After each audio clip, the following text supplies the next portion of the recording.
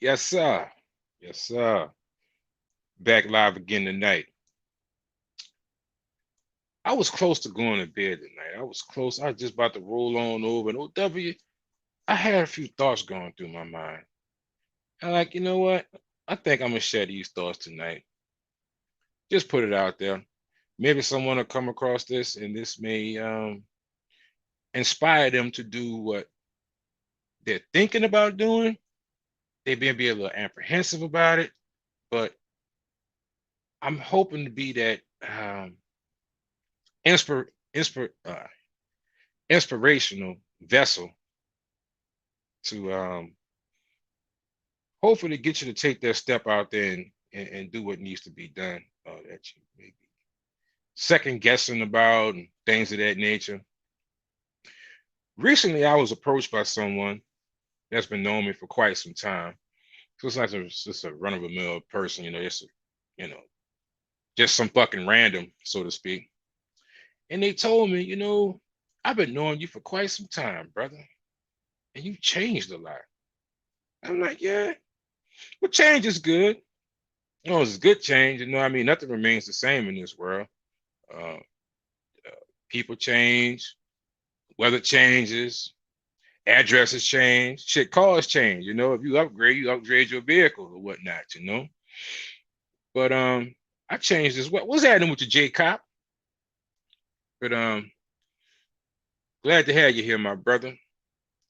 Sometimes in life we'll be approached with situations, we'll be approached by people that enter our lives, and they change us, sometimes for the better, sometimes for the worse.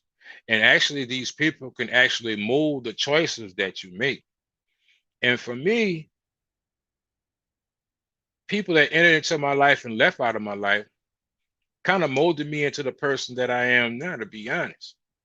So I'm going to share some things with y'all right now that are, you say, it's somewhat personal, you know, but at the same time, it's real. It's honest to God truth. It's like 100. You know, some people, especially us as men, we've always been taught to hide our emotions, walk with our chest out, poke our chest out strong. And sometimes, we actually masquerade around as something that we're really not. But tonight, I'm just going to give you the 100. I'm going to tell y'all why I even embarked on this whole thing with traveling. I'm going to let y'all know how being a traveler, avid traveler is that. I feel as though it saved my life.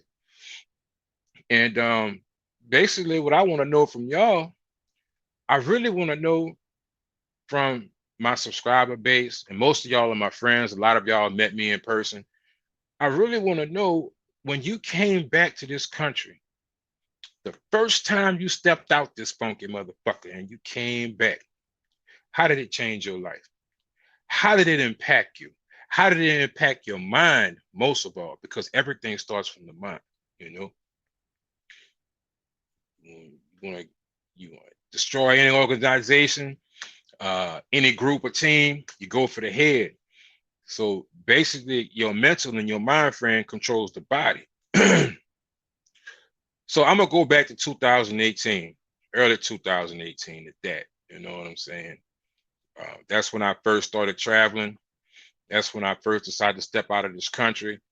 I started watching YouTube channels, all right, because I was going through a thing. So I looked to other people outside of myself for guidance, inspiration, to see, how different men of my ilk may deal with these situations. All right. At this time, I had a 3-year-old son. At that time, he was 3 because he was born in 2015. 2018 came around and I started watching the internet. Now, initially, I was watching the internet because I had went through a stage in my life. I was going to surgical school. I graduated from that and I put on a lot of weight. Yeah, I was a fat, funky motherfucker. I didn't know where my neck was at. I didn't know where my stomach ended at. I had 3 thighs. I had 4 necks. You know what I'm saying? Just a blowfish built motherfucker. All day long. That's how I was walking around this motherfucker, just hovering. You know what I'm saying? Not good for my health at all. So I started looking at YouTube for guidance. You know what I'm saying? So I go on there and I found some motivational speakers or whatnot.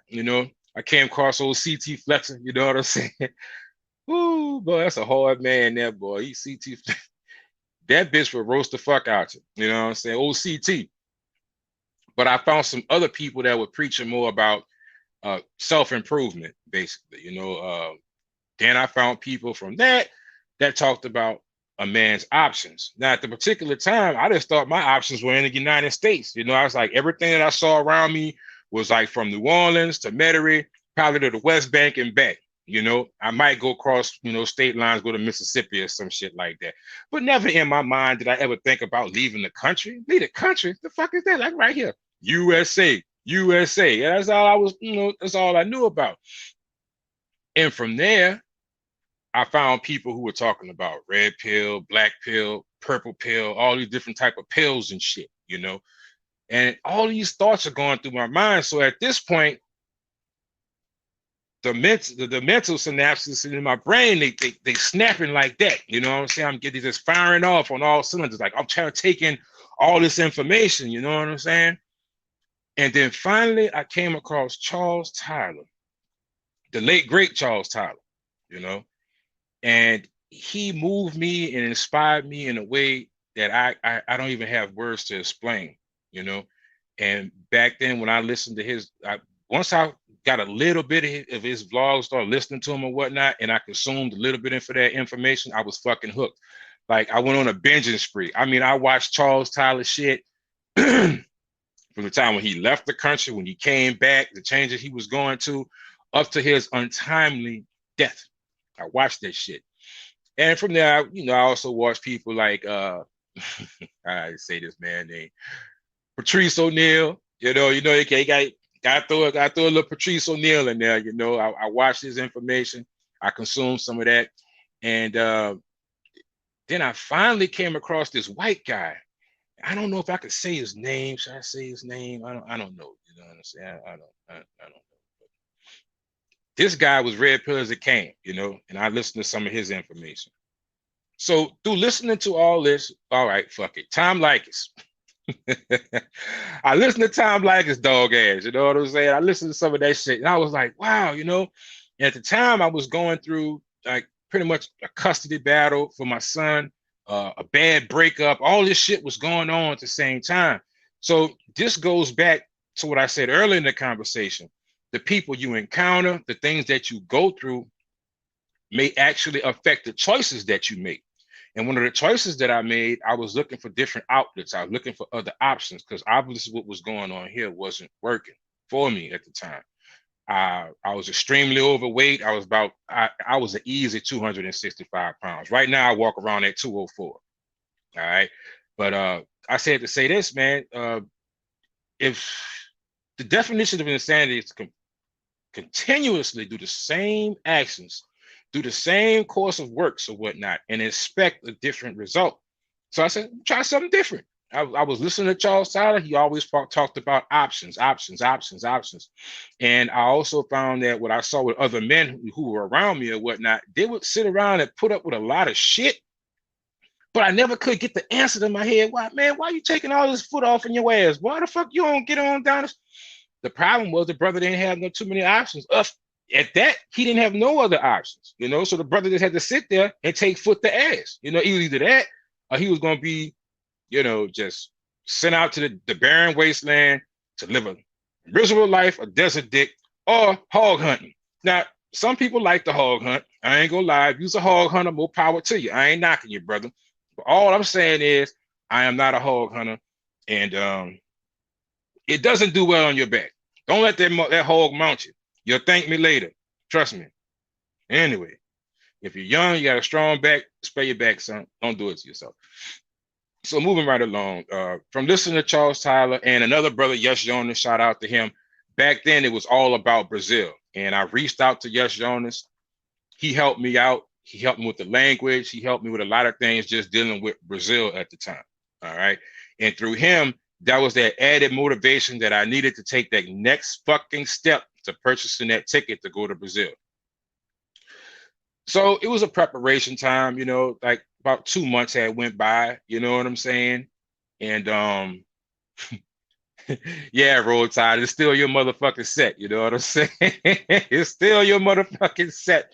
I look, little sidebar. I actually reached out to that brother because at the time, man, I was just a heaping pile of mush, man. I was a little Pillowberry doughboy built.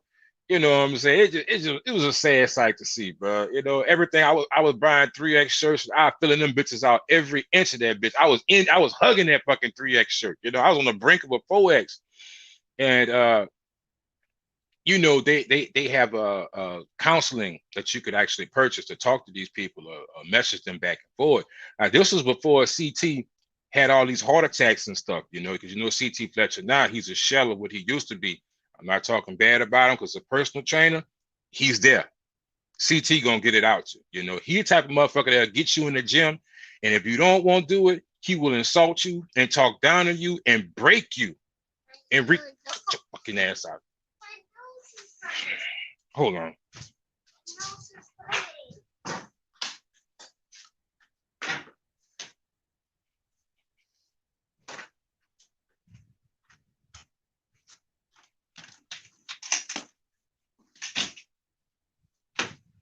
Wiping those.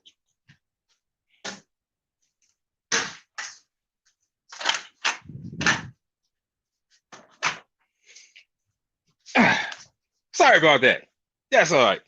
That's part of being a single dad and, having full custody of your child. You got them all the time. But anyway, CT Fletcher will break your ass and make your ass into the band that you always dreamed of being, but your fucking ass was too lazy to get out there and do it for yourself. But anyway, he gave me a friendly little push, and yeah, Roll Tide, sometimes you need people to motivate you to do some things, and I mean, there's nothing wrong with it. There's nothing wrong with having a mentor, someone that you may or may not, I'm gonna say look up to like that, but you may aspire to do some of the things that this person is doing or has done, and they can give you insight to make you the person, help you achieve those goals. So when I came across these traveling brothers, I was like, man, these people traveling all over the world. I mean, they're indulging themselves with different cultures. One brother, he spoke Portuguese fluently. And the women, of course, that just came along with it. I mean, fucking women are beautiful, and I was stuck here in the States, and I leave out my house, and I was looking at what I was coming across, the caliber of woman, the attitude, and just not that. And one of the other things that's a huge stereotype that's placed upon travelers, they say that we don't have the mental fortitude to engage with women and carry on relationships here. That could be further from the truth. A lot of the guys who do travel, they've been married, they may have been in a bad relationship or whatnot, but the stereotypes, that stigma doesn't stick with them because they've been in relationships. You know what I'm saying? They have kids. I mean, me, I'm a grandfather. I have 2 sons and a grandson. So that stigma doesn't really apply to everyone. Now, granted, there are some motherfuckers here that's been desert dick for years, and they kind of like just all throw us all in the same little bundle and just label us all as some sort of fucking incels or some shit. You know what I'm saying? And that's how they describe it. That's their definition of it. But even that is a lie, because the word incel itself means involuntary celibate. If a man is traveling across the ocean for sex, he is a celibate. He's fucking, if that makes sense to you. I mean, that's what I got from it. But hey, to each his own. They call it what they will, whatever.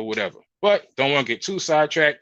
I'm gonna get back to what actually happened to me, what motivated me to leave the country, and how it changed my life and benefited it for the best. All right. So I told y'all about the depression I went through. I snapped back out of that. And so moving forward, once I purchased that ticket and I saw these beaches in Rio and shit, right? So I'm looking at Charles Tyler walk down the beach, okay? And I'm looking in the background and shit. And I'm like, damn, these women in Rio got some beach bodies. I'm looking at their thighs, their legs, their skin and everything. I mean, look, I knew for a fact, looking at a couple of them bitches' legs, I know they could run by the 4.40 easy. You know what I'm saying? So I'm thinking to myself, like, oh shit, I'm like, man, it gave me motivation, it gave me inspiration because I'm like, okay, well, Doug, you have about at best right now, you probably got about another 2 months, 2 or 3 months, before you get out there. So I think you want to be in a little bit better condition than what you are now. You know what I'm saying? To go out there on that beach. So that kind of motivated me and jump started my my my workout ethic, so to speak. I wanted to go to the gym. I got a gym membership. I stayed in that goddamn gym, through all that time. And that lifestyle kind of, perpetuated itself even after I came back from Brazil. And needless to say, I mean, it was my why. It motivated me, you know. About a year later, I went from 264 pounds to 196 pounds, And, right now I'm like about 10 pounds more than that, but I maintain that weight. All right. So that's one way that traveling saved my life. Because I'm gonna be honest with you, man. You can't be walking around here, extremely overweight like that. And even more now, we got the corona around this motherfucker, and that's exposing that truth even more because along with the overweight, with the obesity, hypertension, diabetes, all those things, it actually exacerbates the infection itself if you actually end up contracting the virus. So it would behoove you to maintain a healthier lifestyle, not even knowing it, not even knowing this at the time, because back then when I first started traveling, nobody knew anything about, the Ronnie running around this motherfucker. But fast forward what this is now, 3 years later, those choices that I made back in 2018 to start losing the weight and, start to look towards a healthier lifestyle in the gym and shit, that shit could actually save my life now. Because you think about it in hindsight, if I'd have just kept things going as they were, I could have been a 300-pound man walking around here now, hypertension, diabetes, everything else. And I'd have been a prime candidate to contract that, what we were talking about earlier. And I may have been dearly beloved, resting in motherfucking peace, But that's one instance right there. All right. So fast forward on, I made some progress before I got to Brazil. I'm not gonna say I just walking around there with my shirt off all the time, like, look at me. But I did manage to lose around 20 pounds in those 15 pounds. I'm gonna say 15 pounds in those 3 months before going to Brazil. All right. Upon arriving to Brazil, I did study the language, so I knew some Portuguese. I was like, all right with the Portuguese, but it wasn't great, But this was all in the process of changing me, all these things changed me. The prior 35 years of my life, I never thought or dreamed about studying another language, But through watching Charles Tyler videos, actually looking at some of Yes Jonas's books, I picked up on Portuguese language. So when I got there at the time, I was decent. All right. I knew enough to get around. I wasn't perfect. But the main thing is this: I didn't have confidence. And see, that's what a lot of people go to thinking about things in life. You have to have confidence, whether you're learning something, whether you're trying something new, or you're trying to engage with a relationship with a female, you have to have that confidence. So I actually knew more, but I wasn't really confident in saying the words because I was kind of ashamed. I took it. This is my first time leaving the country. I mean, it's fucking. I've been in the United States for 36 years, and I finally decided to leave out this motherfucker. You know what I'm saying? 36 down the road. So, long story short, that also was something else that also changed me as a better person. That made me different. So, fast forward, I actually stayed in Brazil I'm going to get to the comments in one moment, fellas. One more. I'm going to get to the comments. And once I get to the comments, I'm actually going to put the link in the chat. And if any fellas want to come up here after that and you want to share your story about when you first left the country and how when you stepped back on American soil, how it affected your mind, your body, just as an inspiration to your life. If you have anything you want to share that may inspire someone in the future that listens to this channel, please, by all means, come up on the panel, share your story. If you don't want to share your story, that's no problem either. I completely understand. I'm here. I got 31 of y'all here in the chat. I'd appreciate if y'all all smash that like button. Hopefully this message will reach someone, some young man in the near future, may save their life. You know, who knows? You know, it might make that word save their life is so deep. It may change their life for the better, you know, because good positive change is always good, always good, always good. Okay, fast forward. Once I stepped off that plane in Rio de Janeiro, the air smelled different. All right. I knew that I was on foreign soil. I knew that I was in a different place. I mean, clearly, I could tell it was what was out of doubt. It was undeniable that I was not in Kansas anymore. OW, this ain't the NO. You ain't smelling Mississippi rivers and po' boys and shit no more. And I stayed there for shit. Was it It was 13 or 14 days. One or the other. Fuck it. We gonna say I was there for 2 weeks. I was in Rio for 2 weeks. The moment I got there, I noticed the people there were very inviting. They knew that I was a foreigner, and I looked so fucking timid. I was just trying to figure out as I was going along. You know, I was like, "Oh shit, man, this is different." You know what I'm saying? It's different. At first, it was a little bit overwhelming, but look, I took it with a grain of salt, and I kept it pushing. I did what it do. The food there was great. The infrastructure is pretty much, it's a decent infrastructure, but by it being a mountainous area, it may take you longer to get to places. I say that, you know, so it's like we have this in the United States, we have all these interstates and highways set up. You just get on the interstate and you just go. You know what I'm saying? Over there, you got to go around a mountain, maybe up a hill, down, around. You know, it's a little bit different, but it's good. You can get around. It's not that much of a problem. All right. After spending a few nights with the local ladies there and going out, that was in Ipanema, I want to say it. I was staying in Lagoa.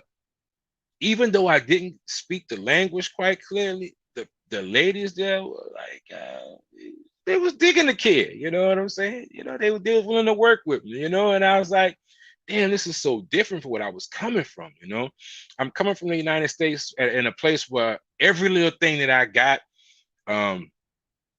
far as dealing with women and whatnot, and the whole dating scene, the sexual marketplace value things they got going around this motherfucker, I had to fight for that shit tooth and nail. When I got the real, the shit it was more natural. You know, it was more of a natural feeling. I don't know if it was because they look at me as a foreigner. I had money. I don't know.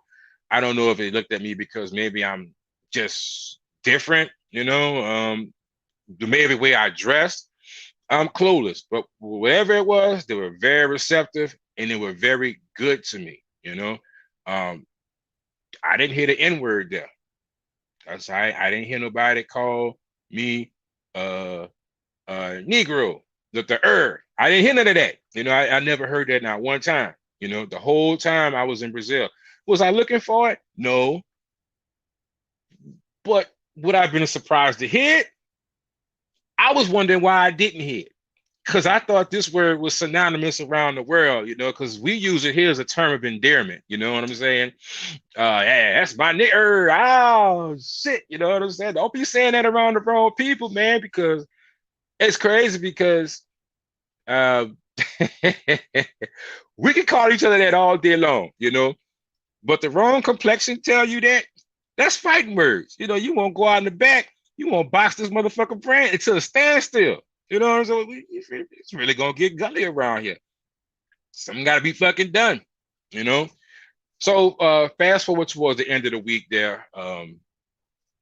At this time, since I didn't know the language clearly, like that, y'all know what time of day it was with me, you know. I don't lie about that. I don't try and sugarcoat that shit about what I did. My close friend of mine coined me with this term, and I always remember he said that. These are some very wise words he told me. He said that if you're doing something that you're ashamed of, that you can't tell someone that you was doing, you probably shouldn't be doing it. And that's the God's honest truth, you know. So I sit here and I just being honest with y'all, when you go to these places and you can't run your game, so to speak, you may find yourself in a position, how do I say it, bartering for things. I'm gonna say it lightly, bartering, you know, like I'm gonna give you this, and you give me that, and that's gonna be that, and we all gonna be happy. So you get where I'm going from with that. You get where I'm going with that? Cool. All right, bam, that makes sense to you. So I did do a lot of that when I was there, when I first got them first 2, 3, 4, 5. Yeah, them first 5 days, oh my God, it was a blur. It was a complete freaking blur. I shit you not. I got some of the best treatment I ever had in my whole freaking life. And on Saturday night, morning, I went to sleep. I was staying in Lagoa. It was dark. It was nighttime when I went to sleep. I woke back up. It was nighttime again. I shit you not. I shit you not. And I was like, hoorah. So when I woke up, when I woke up Sunday night, I really didn't want to go out nowhere. So I had a lady friend come over who I had met offline or whatever. We chill, you know how that went down or whatnot.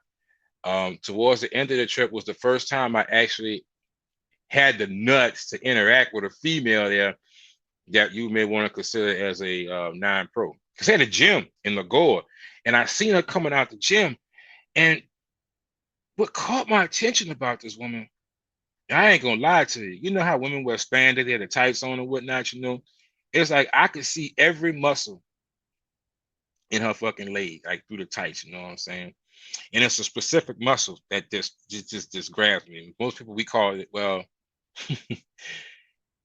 in medical terms, it's called the fascia latae muscle, But us guys, when we bullshitting about it around in surgical school, it's called a stripper muscle. All right. But if you want to Google this shit to see if what I'm talking about, if I know what I'm talking about, just Google fascia latae. That's the name of the muscle. Anyway, it's that muscle that goes right down the side of your thigh. You know what I'm saying? It actually almost hooks into. I'm not gonna get into the medical talk. I don't want to bore you out of that. Just trust me. It's called a stripper muscle, and the shit looked good, and I saw that, and it caught my attention, and she was well defined. So I just approached her, and I talked to her in a little Portuguese, and this was like my last 2 days there, and we ended up going out on a date, and me and her got real close, and to this day, that's one of the reasons why I really miss. Like I say, man, I'm kind of missing out on Brazil. Like in the coming months after that, that was a huge reason why I wanted to go back to Brazil because of her, because we actually kept in touch. You know what I'm saying? But fast forward back to that, I came home after that. That was the end of my 2-week stint there. And when I got back home, I was changed forever.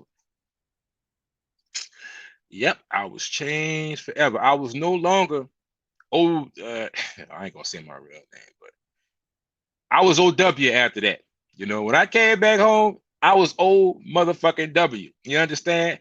I had figured out that the struggle that I was faced with in the United States and the low quality of food that I was being fed was all a farce. It was like the whole setup, everything. It had been a systematic fuck, so to speak. The land of plenty, yeah, maybe for some, yeah, in between, for that, maybe that upper 10%, that existed. But for everybody else, we left at the bottom of the fucking barrel to fight for scraps.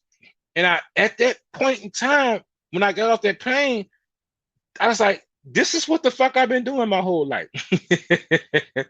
I done wasted 36 years in the bottom of this barrel fighting for these fucking scraps, And everybody else in the barrel with me thought that those scraps was the shit.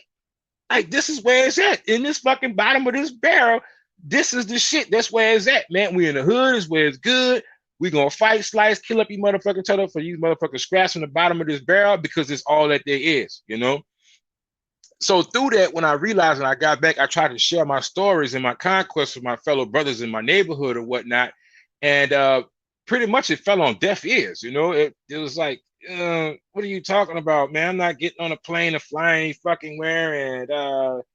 And you still got all your organs? I said, organs? What you talking about? Organ, man. I walked up to come talk to you. What you talking? No organs? You know what I'm saying?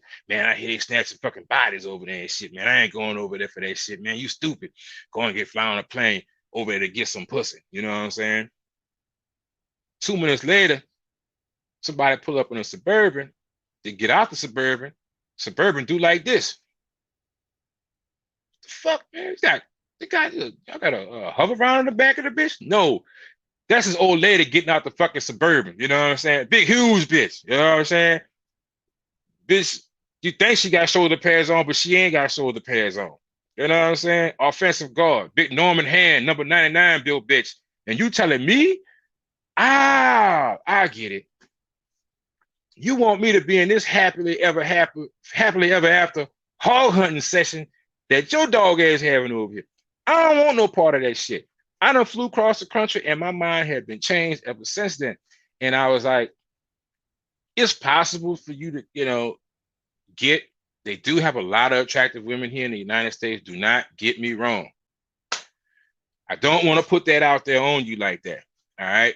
But I don't want to go through that grind and hustle and struggle and strive, you know what I'm saying, to do that shit no more. And it's a different feeling that I had got when I encountered these women from other countries, even though it was a language barrier at that time, because there really isn't that much more of a language barrier anymore now for me. Some guys love the thrill of the hunt. They want to get out there and chuck their motherfucking spear, you know what I'm saying, 80 yards, go drag them down. So I done got old. I don't got time for that shit. I think things should be a lot more simple now. Competition here is real thick. Like, I really feel sorry for the younger motherfuckers, then it's just crazy. I just choose not to engage in that type of shit. You know what I'm saying? I feel as though living outside of the country, my money goes further. It's a more lax way of life. There's gonna be a level of, how I won't say this. Some people would call it racism, but I consider it more as classism outside of the country as opposed to being here. The racism we experience here in the United States is on a whole fucking another level. You know what I'm saying? I don't care what anybody me or me think or what they don't think about it. My honest opinion, when I stepped outside of the country, the racism that is not even, it's overt.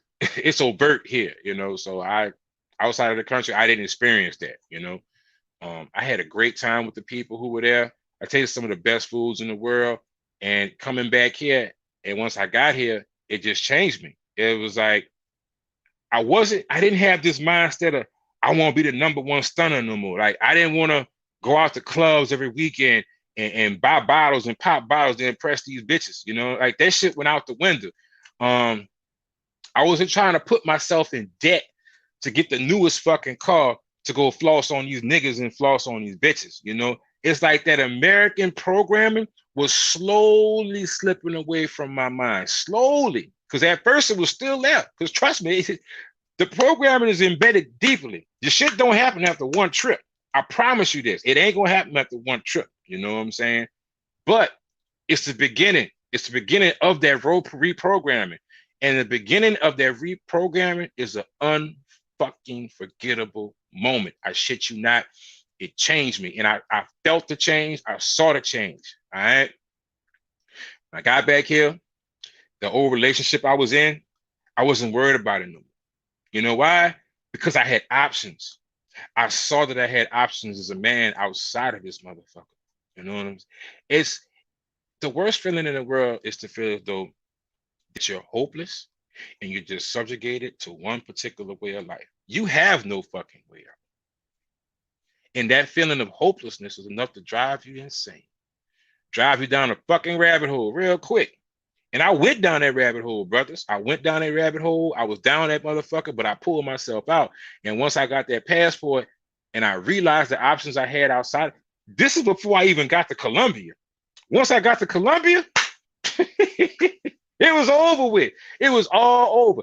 And a bitch and a man could tell me nothing in this motherfucker no more. Look, baby, you gonna give me the pussy? You ain't. You ain't. All right, that's fine. You know what I'm saying? I got about 9 more days, and I'm good. You know, the demands. You know, there are moral standards that were placed on a lot of men here. You know, it's like across the board, you got to be Mega Man, Superman, and a little bit of the Incredible Hulk to impress some of these women here to actually get a decent piece of snatch. You know, I work in a lot of public places. I'm gonna say that, you know, especially when I was going to surgery school, I was privy to see a lot of different people in and out of the hospital. I see people in their birthday suit, because you know when you go through surgery, you're fucking naked, you know, out there like that.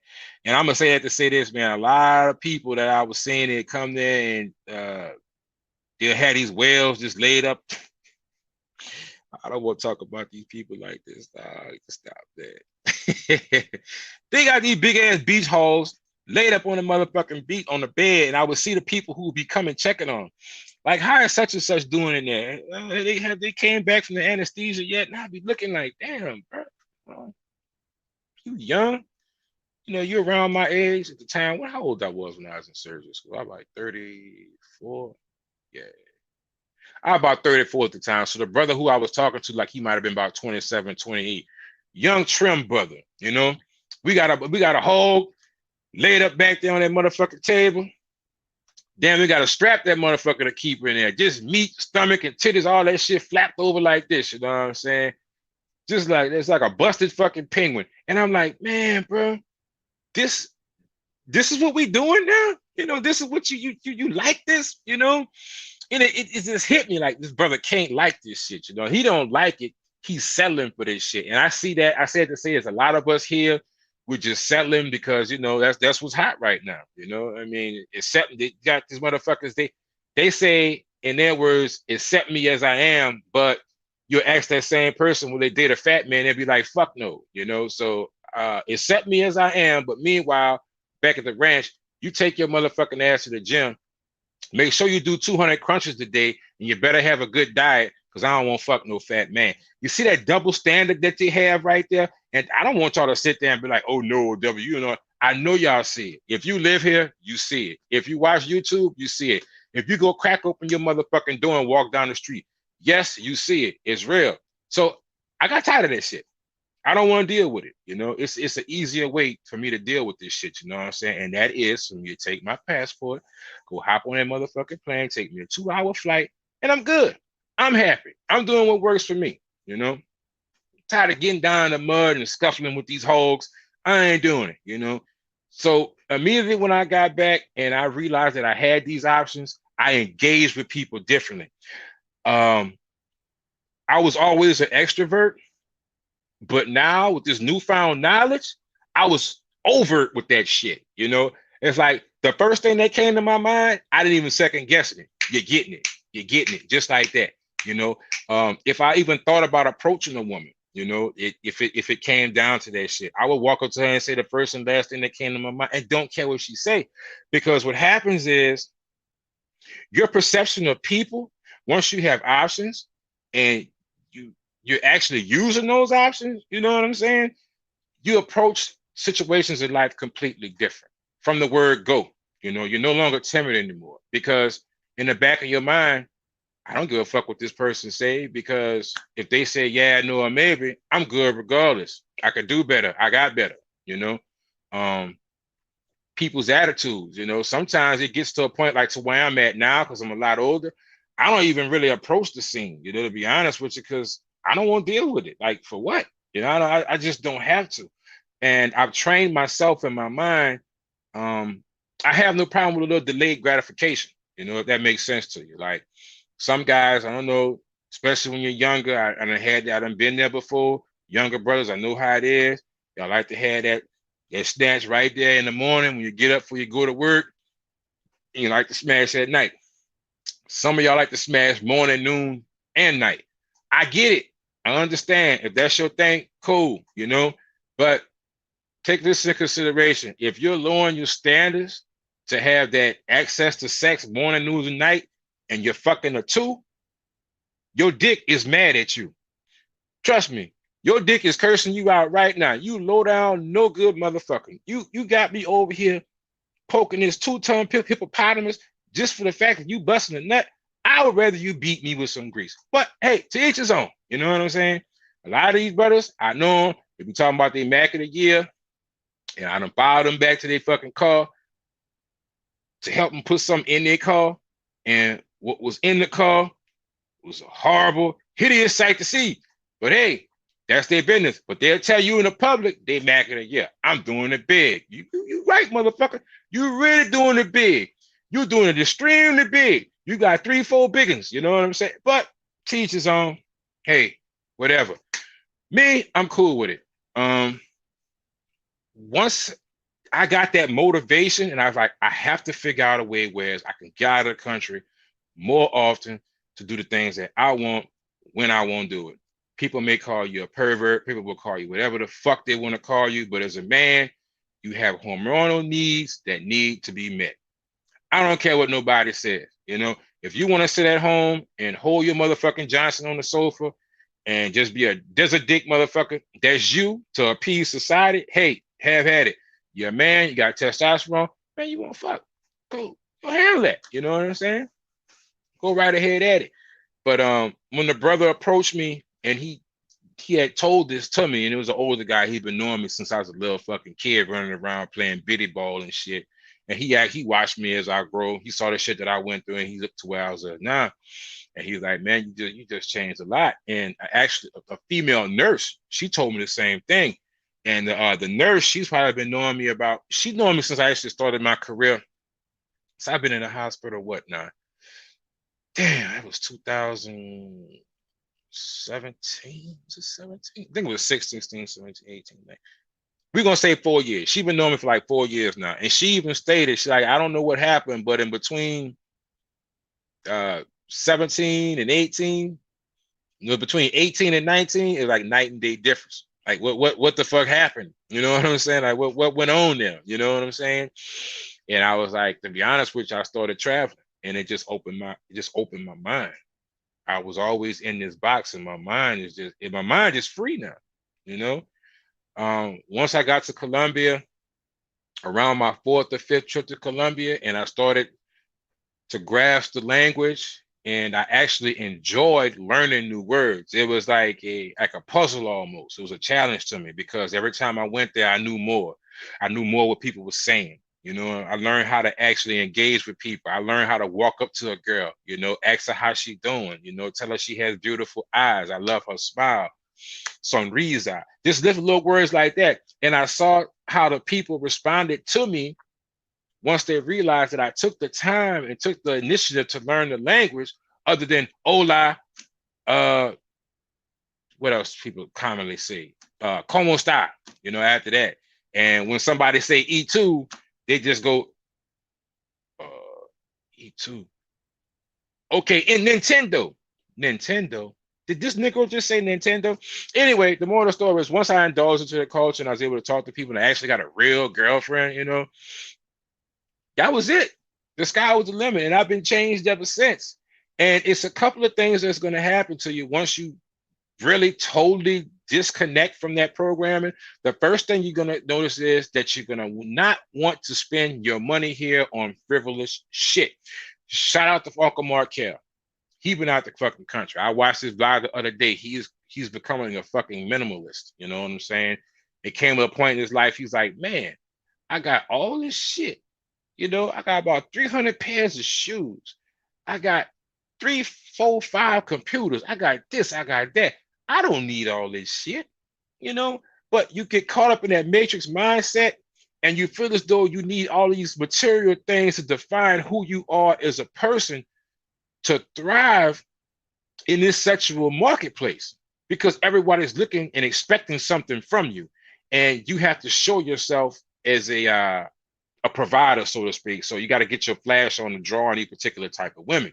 You know, usually women that's high on a sexual marketplace scale, they want men of means, men who have assets, men who have resources.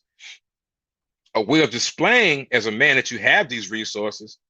I guess, you know, you gotta wear the top brand shit, like the Balmain shirts and all this type of shit, the $900, $600 pants and, you know, shit like that, you know. But once you cross that border, all that shit goes out the window, bro. I mean, just for me, you know, I mean, you may feel as though you need to go over there and leave with your wallet. You can, trust me, you can, and you'll win. And you'll spend a whole hell of a lot less. But when you're ready to move to that next level, it's not really about all that, bro. You don't need to do all that type of shit, bro. And once you start disconnecting from the system, you'll start doing that. You'll see yourself not wanting to go to a strip club. That's the biggest fucking waste of money there ever was, but Negroes do it because they don't know they have another option.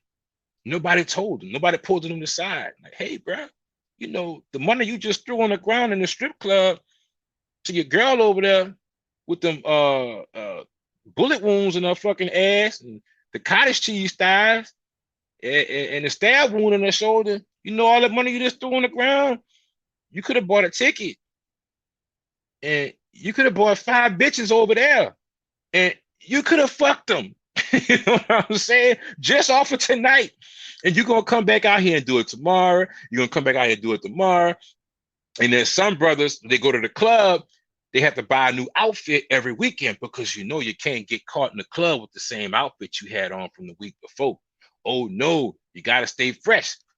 All that shit goes out the window. You don't give a rat's ass about none of that shit no more. You don't care, because you're looking at, man, I'm gonna go to the club.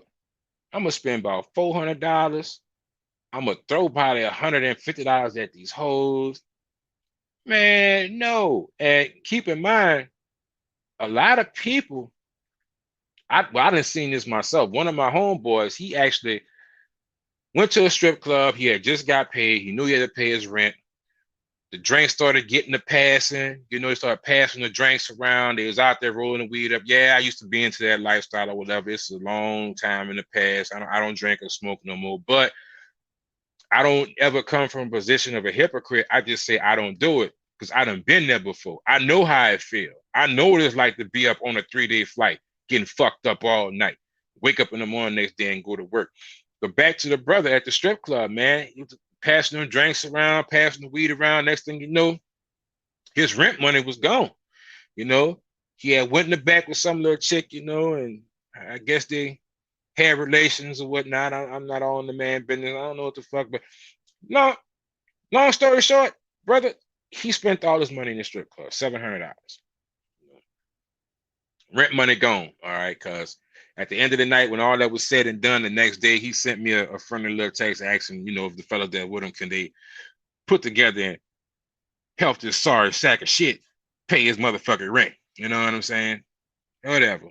I shot him about $80, but I didn't want to do it.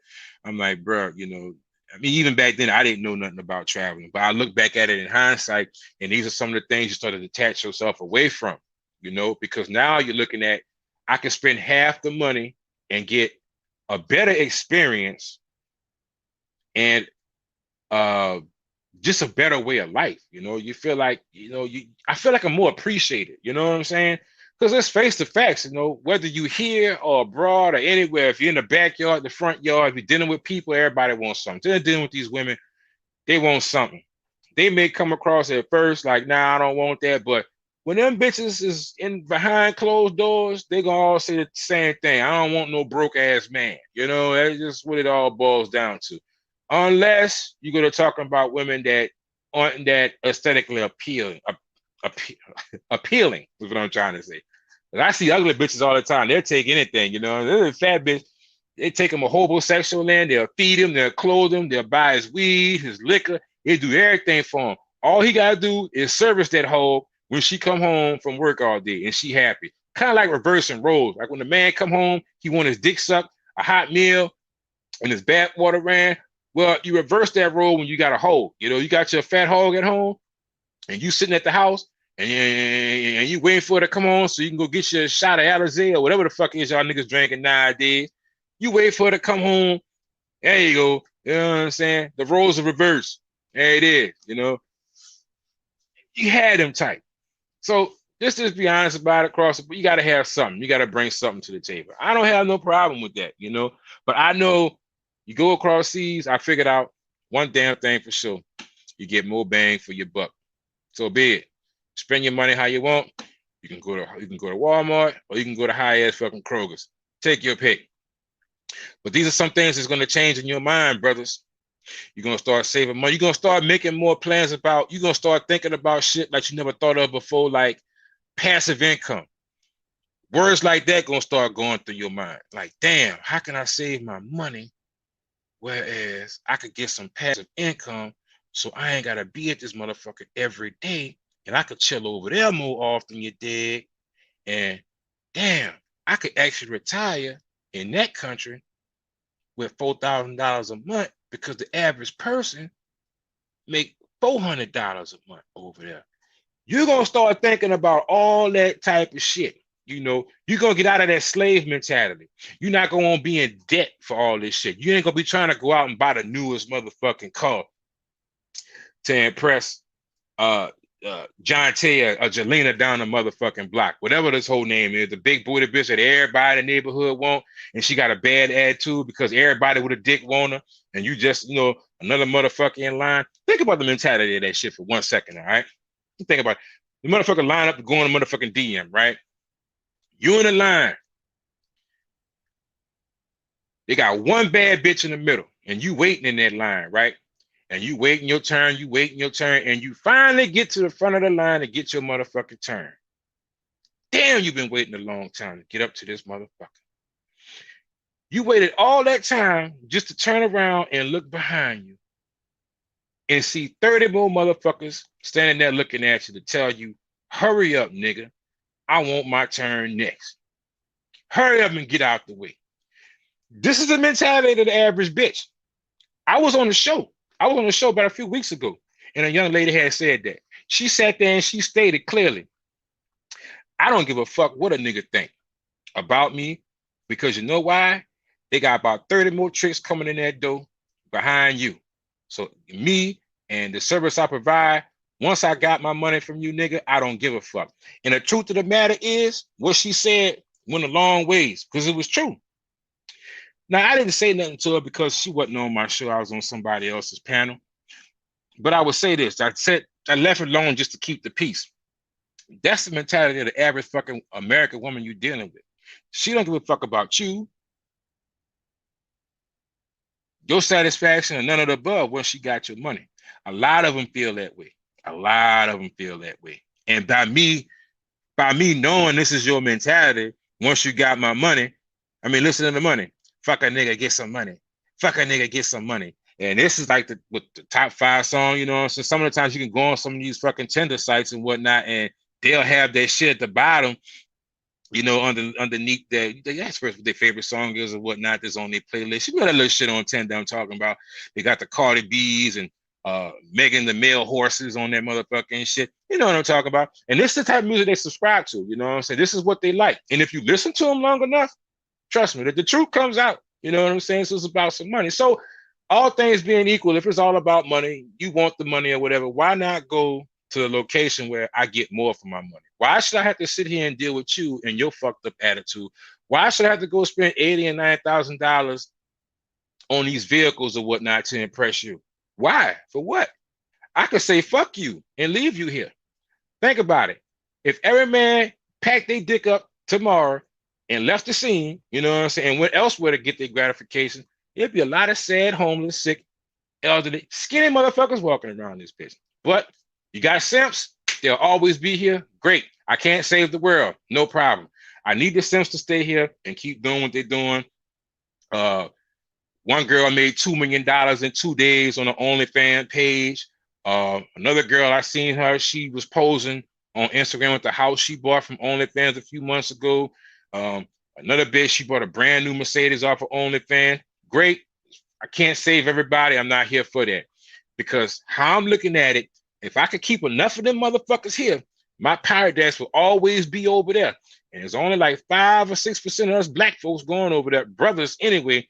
So that's cool. We're going to keep it like that, you know, because too much of the word get out. And a lot of motherfuckers start thinking, like, God damn, I'm paying this rent. I'm paying this bitch $1,000 rent every month. And I might get to smell a pussy 2 or 3 times a month. I could catch a flight for how much you said, OW? You say your round trip ticket $200? And how long you stay over there? For 2 weeks? And you fuck every day? And how much you pay? Oh man, fuck that bitch, boy. She gonna have to go get her fucking box on the Claiborne. I ain't paying that bitch rent no more. You lost her motherfucking mind, man. That shit don't make no sense. And that bitch about 80 pounds heavier than what she was when I met her, fat ass. Bitch, you guys to go. Oh, duh. Where I go get my passport at? Man, fuck. I need you Sims to stay your ass right here. That's right here. You in a good place. Don't worry about it. Stay right here. I'ma handle it. Me and the mess of my traveling brothers like Brick Marcus and Greg G, we got this, you heard me? We ain't don't trip. Don't trip. We good, you know? But these are some of the things that's gonna change in your mind once you start detaching from the matrix. You know what I'm saying? Once your mind starts to broaden, you're gonna looking at a better way of life. You start thinking about retirement. You're gonna thinking about even, especially if you're a person like me and you have kids and you're a single dad. You know what I'm saying? Or you what's the word I'm looking for? You co-parenting with somebody. Oh, Jojo, salute, Playboy. Glad to have you here, man. Look, appreciate that shout out too, cousin. I'm gonna holler at you behind the scenes about that. You know how we do. I got your number, cousin. But yeah, once you start to slowly, detach from that, your mind starts to elevate to a different level. You're not thinking about the chase no more, so to speak, because you got that, you got it. It's there for you. Now you start to think about elevating your financial means. Now you're trying to elevate as a man financially and mentally. You're starting to get outside of the box. Prior to that, every weekend, what you was doing, I gotta get shy and go to the club. You know what I'm saying? I gotta be in there. I gotta go stun on these hoes. I'm gonna be shitting on them niggas this week. But wait until they see this fucking chain I'm going to get. You nigga rich. You know what I'm saying? You breaking your back to go buy nigga trinkets to impress a motherfucker that don't give a fuck about you. Why? Like I just said, you're in a long line of motherfuckers. And when you get to the front, you're gonna look back. And the nigga gonna be standing there right behind you, slugged up, all 32, man. Bitch, I'm next, you heard me? Get your dog ass out the way, boy. You taking too long. And they got another nigga behind him, another nigga behind him. The cards are stacked against you. And if you an unfortunate motherfucker just to happen to get her pregnant, you got the whole court system right there waiting for your motherfucking ass. You know what I'm saying? Don't go to family court. No, no, no, no, no. I done seen brothers have their balls personally chopped off and handed to their motherfucking ass on a platter, a sizzling fucking platter in family court. Yes, that's right. I was in there, but fortunately, I went in that bitch with my A game. My son is with me right now. We holding it down. We all good. I got him. It's all great. No hay problema para mí. You know what I'm saying? But anyway, with that being said, that's the story of how traveling, when I came back from my first trip, that's how it changed my life. It changed my life for the better. And I can honestly say I never did look back. I didn't look back. When I came back from Brazil, I was looking for the next place to go. I was a toss-up between DR and Colombia. And for some reason, I was led to Colombia. And shit, man, for that whole year, because I met Drees. When I came back, I met Drees. Drees told me, I never forget what Drees told me, man. Drees said, man, I got a group. But your ass can't get in there unless you got a passport. I can see some stamps. I'm like, man, come on, bro. You serious, man? I was always like, once I found out about YouTube and the infinite amount of information that here and like-minded brothers that you could relate with back and forth or whatnot, it was the sky was the limit, and I came across Drees, and Drees brought me into WTU, and the rest was history after that. I met Drees and I met Richard Rich at the airport. That was in November, because I remember it clearly. September 2018, I had went to Brazil. I skipped October, and I met Drees in November. And after that, bro, I've been going to Colombia ever since. You heard me? I've been to Colombia probably, hey, bro, it's been more than 12 times because I was going every freaking month. I just love the place, man. I loved it. And once I figured out how I could save money to travel, I started traveling. I enjoyed the travel. And oh shit, I forgot, y'all. Let me put this in the chat. Damn it, I forgot. I'm sorry. Dang, I've been talking for a whole hour. And see, I'd be crazy. I'd be thinking it just be me. Like, it's when I be on Dream Chat, I be talking for a long time. I really got to mold them out. Like, once I get talking, I don't shut the fuck up. That's sad. Let me go ahead on. Anyway, I put the link in the chat.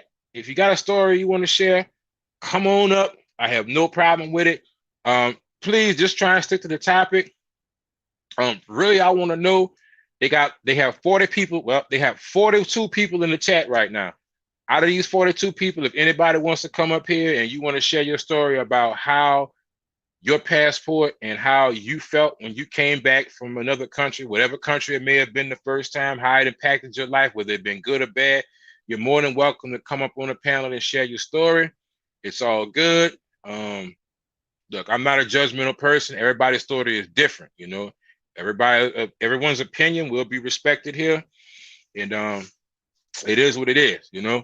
So while we're waiting for that, I'm gonna go through this chat and give a shout out to everybody. I'm gonna go back to the top because I know I've been talking for a whole hour, so I'm gonna see what I missed. All right, who we got here? J Mo in the motherfucking building. What's happening with you, J Mo? I see you, player. Glad to have you here. Glad to have you here. Wow, what's happening with your dreams? I can't call it cousin. What it do, playboy? What it do? Eddie J. I see you, Eddie J. How you making out, player? Glad to have y'all here, man. You say, OW, what's happening, cousin? Hey, I can't call it Eddie J, but I'm just on here, bro, sharing some truths about me. You know, they say just being an open book, bro. Depression is something, one of them things I had went into.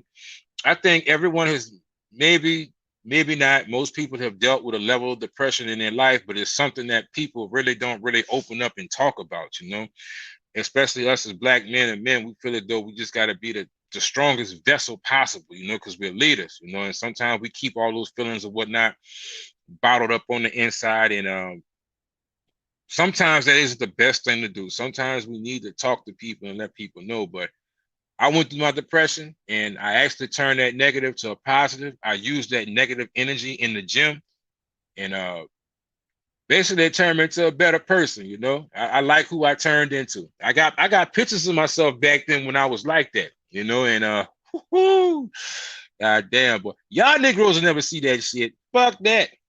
Y'all gonna roast the fuck out of me. Have a field day. Natty Baller. What's happening, Natty Baller? Good to have you in the chat, man. What's up, bro? Thanks for sharing your story. Yeah, man. Look, I try and be an inspirational person, you know, because you know what? A lot of people will be going through things out there, man, and they'll be ashamed of it because they'll feel like, man, you know, I'm the only person out here going through this shit. And people will use shaming tactics to tear you down, talk bad about you, hey, you feeling some kind of fucking way about yourself. Like you the only weirdo out this motherfucker today. You be sitting there like, damn. And then you come to YouTube and you see me, or you see somebody like me, and be like, damn, he overcame his depression. And how did he go about doing it? You know, he overcame a bad relationship. He got custody of his child. His woman cheated on him and left him too. You know, yeah, all kind of shit. You know, all kind of shit be happening. My motherfucker be thinking, man, I'm the only person that happened to. You know, but I'm here to tell you, brother, if somebody come across this channel, no, you're not the only person, bro. It happened to a lot of us, you know, but a lot of people are ashamed and, you know, they may worry about what people may think or feel about it. But, you know, somebody stumbled across this video. I want you to know, bro, you ain't the only one. And you can rise above all that shit. You know, you as a man, you have options. You just have to find them. You know, I didn't have nobody come sit down and have this conversation with me. I had no fucking clue. At 37, I had no clue. None, you know? And today, it's a whole other ball game. But when you have those options, trust me, your whole perception of life changes. It changes instantaneously. It's not even like a prolonged change, you know? Once you acknowledge that you have those options, clicking like clockwork. Clicking like clockwork. Easy does it, baby. Easy motherfucking does it. But shout out to you, Natty Baller, bro. I appreciate you listening to my story, man. Here we go. Jamil Edwards. I added my light. What's the deal, OW? Man, I'm just giving it to y'all raw, man. I'm telling y'all basically how my passport and my road to getting my passport and traveling happened. you know, and I'm just sharing my story as it happened. You know, I'm sharing the story from my take on it, you know, because I'm gonna tell you, this is just my opinion. I could be wrong. The average brother don't wake up in the morning and be like, oh, I'm going to get my passport. I'm leaving the fucking country. It doesn't typically happen like that, you know. Usually it's a turn of events, you know what I'm saying? It's some calculated shit that takes place in your life. You know what I'm saying? Things that you see, smell, taste, fears, some of your fears or whatnot.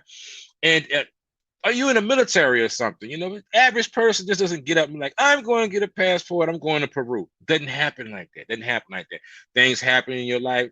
Certain situations take place. You meet different people. You got inspirational people that come into your life that mold and change you into the person that you are. And once you leave from out this motherfucker, trust me. Yeah. It's still your motherfucking set. Get your fat ass off the sofa, boy. Get your ass, boy. I'm gonna tell you, boy. That motherfucker told me some shit in a motherfucking message. I can't beat that old motherfucker up, you hear me? Because he a big heaping pile of muscle, you dig? But I really wanted to get me a crowbar and go test that motherfucking kneecap, you hear me? He told me some shit, but I felt some kind of weak. I really felt some kind of weak. You know what I'm saying? I didn't pay for that next month of consultation. When that shit ended, it just fucking ended. I just watched that motherfucking videos from before. You know what I'm saying? Did some of his workouts, you know. Because you know, back in the days, Mike Rashid used to work out motherfucking Fletcher. You know what I'm saying? Fletcher used to work out with your boy. You know what I'm saying? Mike Rashid used to work out at the Iron Addicts gym. You know, that's how he first got started off. It was him, the big Chinese motherfucker used to call him Bolo, Mike Rashid, Charles Fletcher. I say Charles. Fletcher and fucking Big Mike. You heard me? That's a big motherfucker too, boy. Big Mike, man, them dude was in that bitch throwing up these niggas repping 500 pounds. You know what I'm saying? Repping 500 pounds. You heard me? That nigga that Hulk smash. Nigga in there repping 600 pounds. Like it ain't shit. That niggas warm up with 400 pounds. I'm like, man, these dudes gotta be on some fucking roids or something, man. You just throwing up that weight, throwing up in that weight. But I said to say this, watching them brothers motivated me to get into the gym and seeing all that fine ass pussy walking them fucking down Rio Beach and Ipanema Beach. You know what I'm saying? I was like, boy, I gotta get right. You know what I'm saying? I've been going out there. You just gonna look at me. I'm just a pile of mush. That's the fucked up part about it. I was fat and I had little small ass, skinny ass arms. You know what I'm saying? Like I walking down the beach looking like an apple candy. I don't want this is all fucked up. How you got a big ass pot belly, no neck, like this, and the toothpick ass arm? That was some weird ass shit. I had to do something about this shit. But all that was motivation, bro. Sometimes tough love.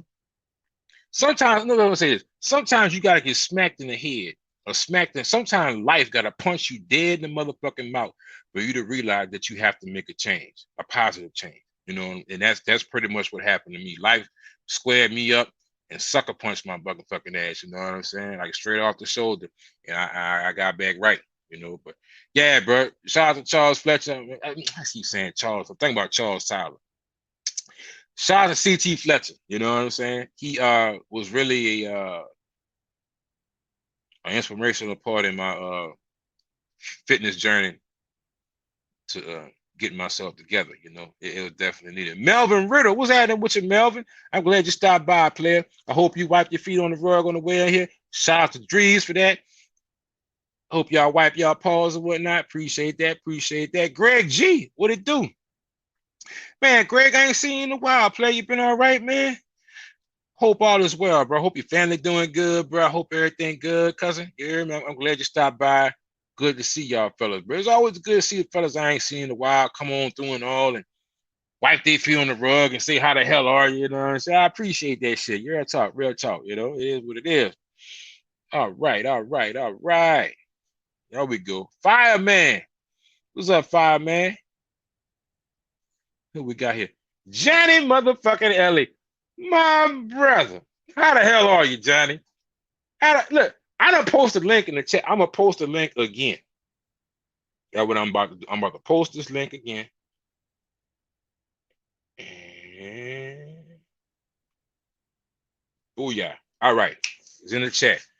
If anybody feel the need to want to come up on the chat and you got a story to tell, you want to share your opinion about a thing or two, please feel free to come on up. What's up, OW? Preach the good word.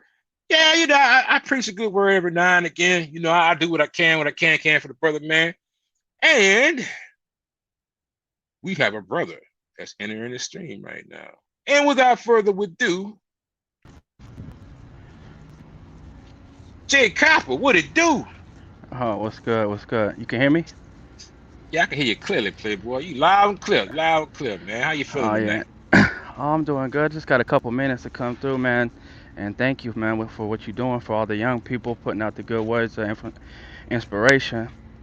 But you probably have one of the best videos already with that your old video. If I knew what I knew now when I was 22. Oh yeah, man. Yeah, man. That was from the heart, man. I was really feeling that, man, because at that point in my life, I was just really starting to learn my way through traveling and whatnot. And I was saying to myself, damn, if I'd have known this shit at 22, would I have I went through all this shit? And nope, I wouldn't have. I'd have been in a much better situation. But hey, it is what it is, man. So the floor is yours. If you have a story you want to tell, or you have some inspirational words to put out there for your fellow traveling brothers, feel more than free. I just Have at it. come on here for it real quick because I'm at work, but I agree with everything you say. You know, we've been lied to for like our whole lives about traveling, about the different options we got. You know, it's probably because how we grew up. You know, we didn't have that much money, so we think it costs a lot of money to travel. If you ask them, you tell some of your boys, hey, we're gonna go somewhere, they'd be like, shit, we ain't got enough money to do that. But actually, we spending more money on Jordans and designer clothes than it actually costs to travel to buy tickets. You damn straight, man. I was looking. I was at the gym of the night, and a fellow was telling me about these shoes particular shoes he had bought. He was telling me that he couldn't find them at the store. He went online, and he said he just bought a pair for him and his son. And I'm like, oh yeah, that's good, man. Y'all got some shoes, bro. I said, what type of shoes are they?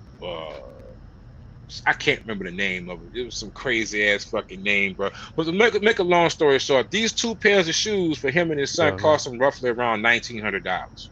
Okay, so this man went and spent $1,900 two pairs of shoes. You know, so I just found that to be just like over the top, you know. But what can you say? You know, and that's just an example of right there how you could, you know, just we've been tricked, mind fucked into believing that we spend these like just exorbitant amounts of money on fucking clothes, like you were saying, and just those two pairs of shoes that this brother bought could have paid for probably 3 of our trips somewhere. Yeah, I used to be buying all that nonsense, Jordans. I still buy some nice clothes, but I haven't bought Jordans in a minute, probably like 2 years. I used to have hundreds. I remember when I got my first job, I used to work at Foot Locker. It's like I worked there and get my whole check right back to him. I have, What? yeah, when I was like 17, 18. Yeah, if we would have knew this shit, man, all lives would have been totally different, man. Oh yeah, bro. I honestly say that, bro, because I spent money on crazy shit, bro. I think about it, bro. I done bought Cadillacs, bro. I done bought Regals. I done had don'ts. I done spent $4,000-$5,000 on paint jobs on cars. Don't talk about when the candy paint job song came out. Oh man, I was hustling my ass off, bro. I was slanging. I was working, and I was doing things that I had to do to get that candy paint on that car, because I knew once I got that candy paint and I had the 22s and it kept spinning, the pussy in the hood was mine. It was mine, goddammit. And I went out there head first, crash fucking dummy. You heard me? And that's what I did. And I think about back at it in hindsight, I don't have them cars no more. You know, I must have put like $2,000, $3,000 on sound in the fucking car. The rims was another $3,000. The paint job, $2,000. The fucking rims was worth more than the car. You know what I'm saying? What am I doing this shit for? You know, what's wrong Shit. with you, old W? You know? I I had a sound. I had two 18s in my car. My system probably cost more than my car. So you know what I'm talking about. Because I had two 15s, you know what I'm saying? I used to be doing all Rattling. that stuff, buying all the new clothes. I would be simping, got girls on my phone bill, and oh, we doing ridiculous stuff for no reason, man. It's Oh man, it was mind-boggling the crazy. crazy stuff that we used to be doing. And you just look back at it and you ask yourself, man, what the fuck was I thinking? Man, if I could just get some of just a little bit of that money back that I had back then when I was just caught up in this motherfucking matrix, dog, you know, I probably could have bought two more complexes, you know what I'm saying? I was thinking about this shit. I was like, man, I could have just went ahead and bought that property over there and put a trailer on that bitch and sold it to them motherfuckers down the block. Them bitches living in a shack that's almost broke down. I could have been getting $700 a month passive income off them $10,000 that I just blew. That's how I think now. Since I got out of the matrix, that's how I think now. If I was still stuck in it, I would not be thinking like that. I promise you, I wouldn't be thinking about that shit. I Yeah, I just was know it. thinking about 10. I got like a $10,000 signing bonus from a job before, and I blew all that shit on a motorcycle. And I was like, damn, I wish I could get that shit back and buy a house somewhere, man. Oh, Man, bro. That's one thing a motherfucker always gonna need is a place to stay. That's yeah, one thing. One thing about it, two things for motherfuckers. So you're gonna need a roof over your head and somewhere to wash your punk ass, you hear me? And where that motorcycle at right now? You know, where that motorcycle? I don't know. You know, what a Regal I had, you know, with the candy paint job for the hose and all that shit gone, bro. That shit is gone, man. It and as fast as I got it, it was as quick as it left, you know. yeah. Yeah, we live and learn, man. So Jonathan, since I got you up here, man, I've been in a couple of different chats, bro, and a lot of folks is wondering about Mexico. Like next Mexico is the big thing right now. We can't go to Colombia, supposedly. I got some information on that, but I am sworn to motherfucking secrecy. I ain't saying shit. I ain't saying shit. So, a lot of people want to know, man, what's it like in Mexico, man? What's it? Is it hard? Do you have time? First of all, I want to ask you that question. I don't have that much time, but Oh, okay, all right. Well, okay. If you well, want we to could give us do a it. brief little something, we could So, do a whole show on this later. But if you want to give us a brief little taste of, you know, it's up to you. well, most of my knowledge in Mexico, I only been to like two or three places in Mexico, but most of my knowledge is in Tijuana.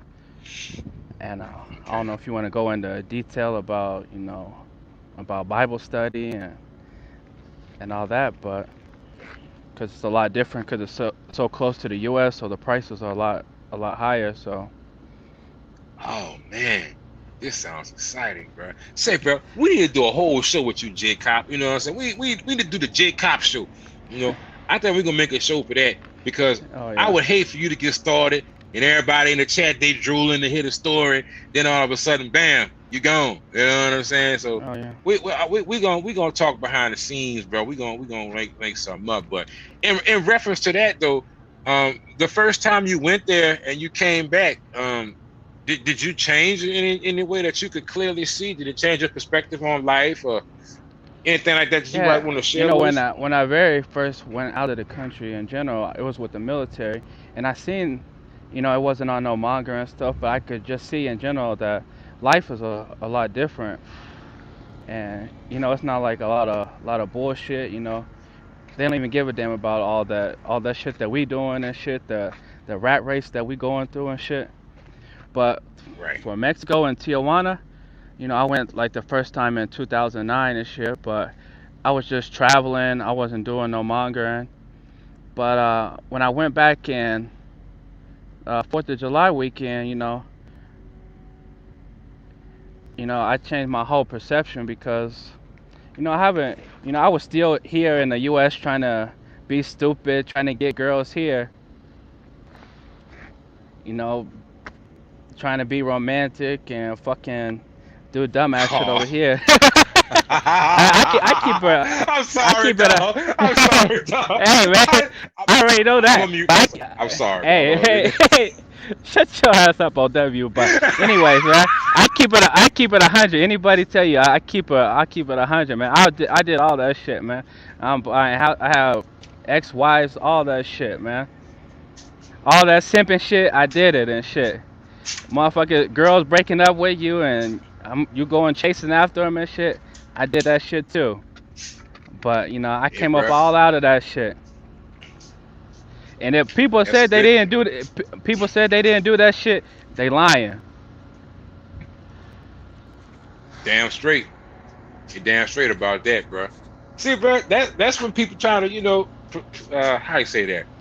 Portray that image, that falsified persona that they have. Like, you don't have feelings, like you ain't never had your heart broke before, like a piece of pussy got away from you and you want to kill that bitch when she left. Oh, bitch, you can't leave me. I need you. Oh, come suck this dick. Everybody done been through that shit, bro. Oh Everybody yeah, done been through man. shit at one point in time in their life, but it's Especially something that nobody. especially in your early years, like early in Oh your yeah, bro. 19, your Yeah. 20 and shit, man.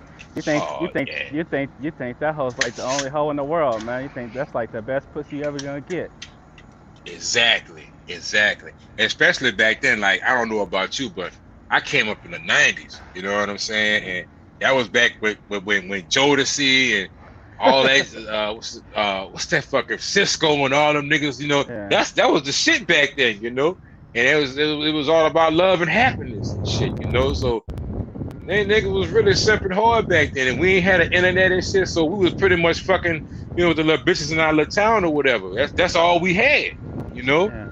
And when they got away from you, damn, what's next, So everybody done been down that road, bro. Me especially, I definitely done been down that road at time of three, you know. But Yeah, but just I going think that's there all and part of becoming a man.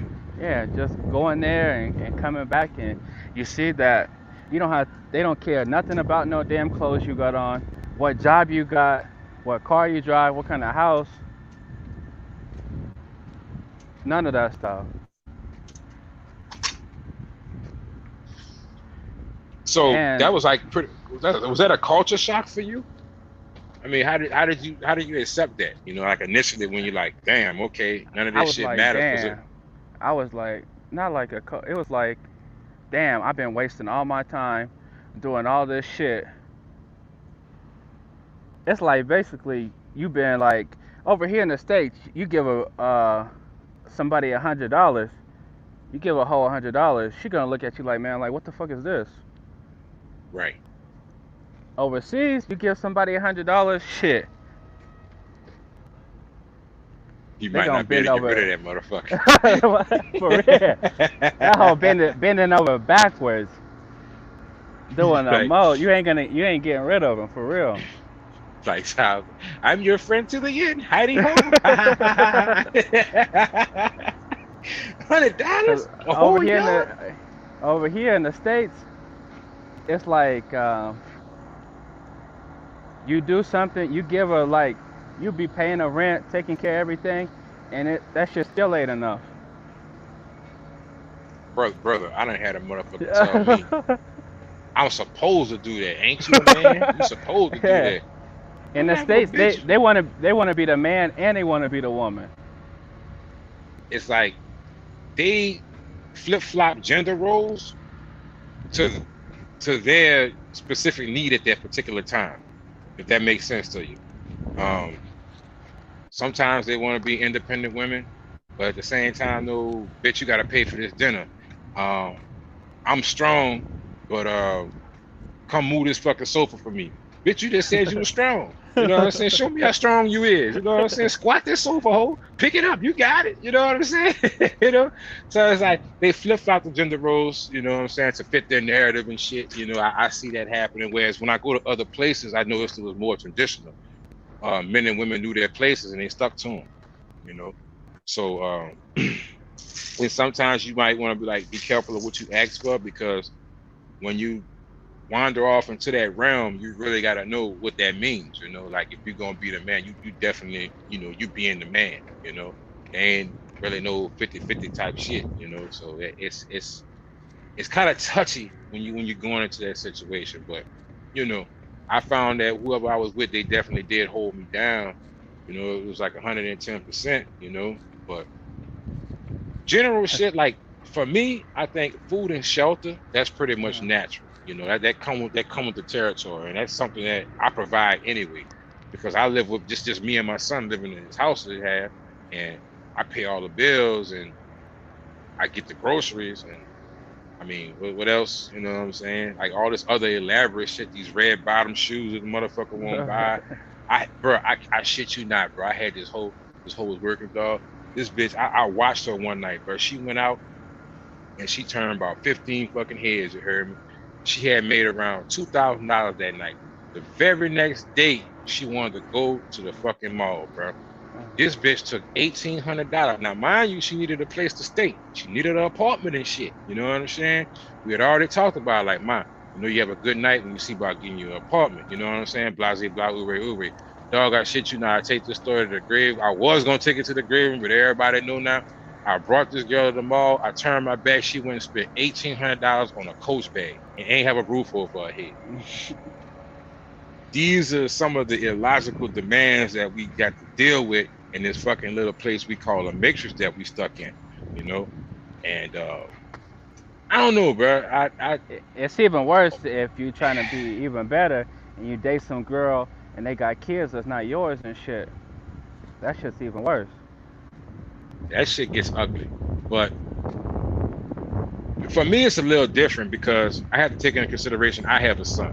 So it's kind of like, yeah, bro. You see, it's kind of touching with that situation by us being young men and we have our own kids. If you were to embark in that situation with a woman who did or didn't have kids, if you was embarked in a situation with a woman that did have kids, it's kind of like, you know, wishy-washy for you to want that woman not to have kids and you got one. Where we at the No, game it's now. not like that. I'm telling you, just being like raised, like being black and trying to date somebody, so you know, like somebody Hispanic or somebody white, you know, they're not raised how like we raised, and you know, you trying to deal with them and their kids. I'm gonna tell you like a story. I dated one girl, and she had 2 kids. You know, we lived together. I go to work. I come home. You know, all the bills taken care of. You know, I go to the store, buy some chips and a drink, and I come home, and that hoe's mad as hell at me, talking about I didn't buy nothing for the kids. So that means I don't care about the kids. But the kids got everything they need in the house and shit. But you know how I was raised and shit. You know, my parents fucking go out to eat and go to Red Lobster and shit.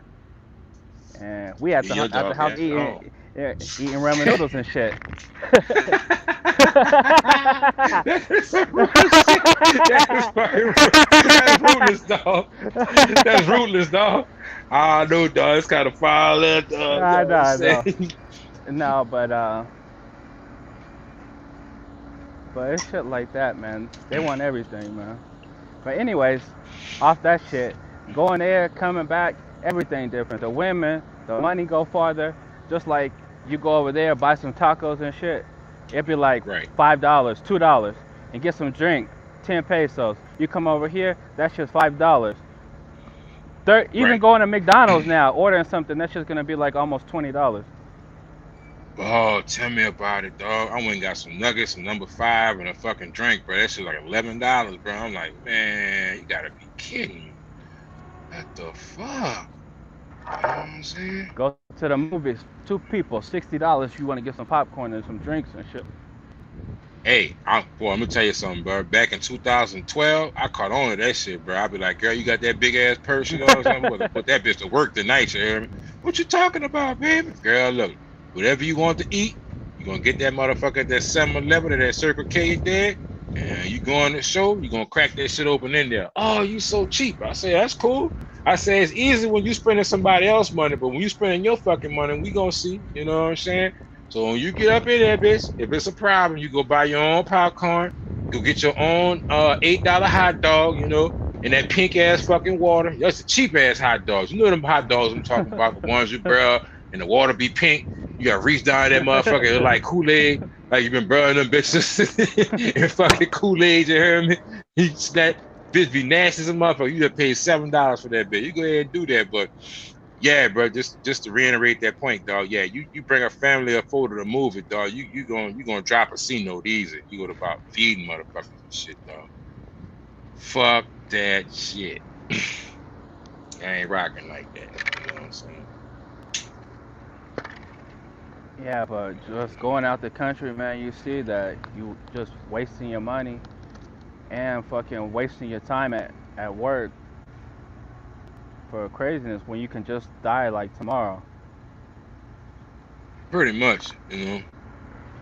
And that's something else I didn't mention either. Like since I've been traveling out the country and um what's the word I'm looking for? Diving into other cultures and shit and just going out there, eating their food and just feeling free. I feel better. I have more energy. I feel more vibrant, you know. And to some extent, I even feel as though I look younger because I don't have this stress, you know. And people don't realize that, man. I think, well, some do. I ain't gonna say everybody don't, but stress is like one of the top three killers, you know. You have all this stress on you, these demands, these bills, these obligations that's just looming over your head on a constant day-to-day basis in the matrix. That shit wears heavy on your mind and your body, and over a period of time something has to give, you know. So a lot of that stress is shown on your face. It's shown on your body retains body fat, you know, which is not very appealing at all. All these things weigh heavy on you due to stress, you know. And I found when I leave the country, I have a much lower stress volume. You know, You even when I know, come back, they you know, might, in other countries, they might make less money, but they have better family life, better health, because they're not working as hard, don't got a lot of stress, don't got to get in debt, to get credit and all the craziness, all the crazy shit that we got to do over here. So speaking of debt, I think, and people, if you agree with me, you know, people do or don't, you know, I'm just gonna put this out here. Debt is a form of enslavement, and just in my opinion, and I'm gonna tell you why.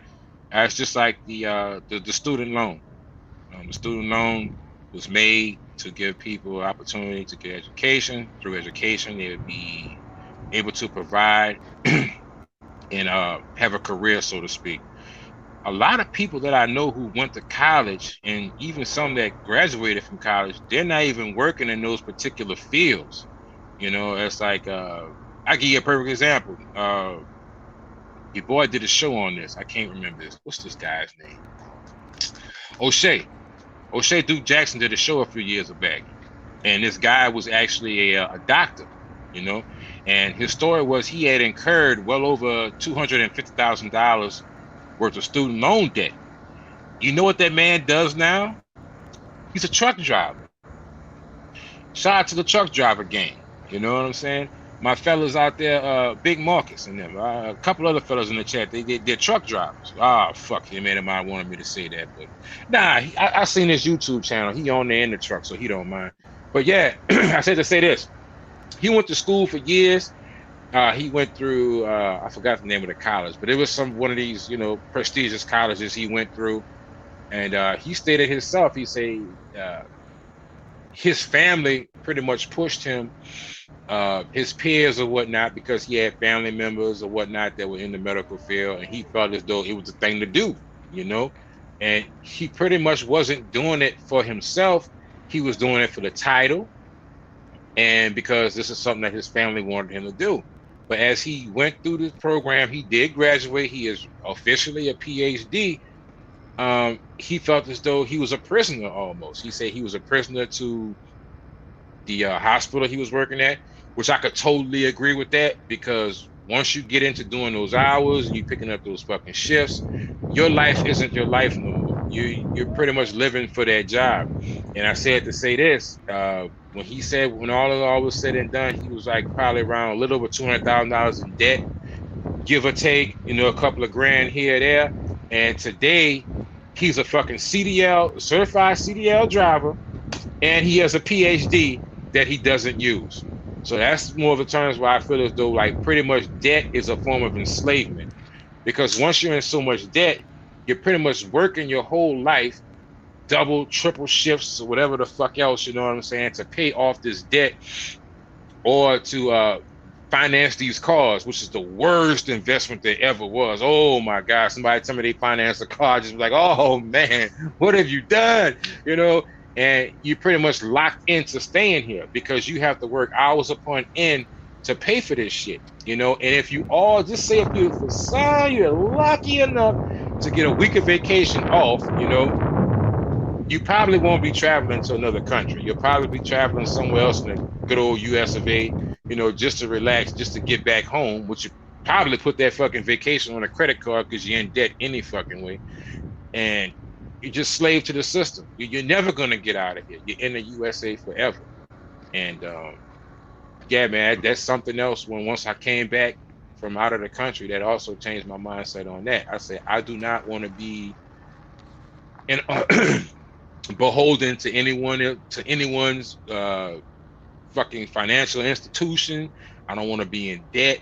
I said I want to leave here free and clean. I need some passive income and I want to get the fuck out of here. But when you're in that much debt, your mind isn't even in a situation to think that far. You know, you just trying to make it to the next day. Hey, can you go to JoJo TV question all the way at the bottom? Oh, Then I not a gotta get up problem. out of here. Where you at? Okay, bam. There you go. So I see his problem is the money. Ask him if he had to spend the same on all the women, would he still get his girls from another country?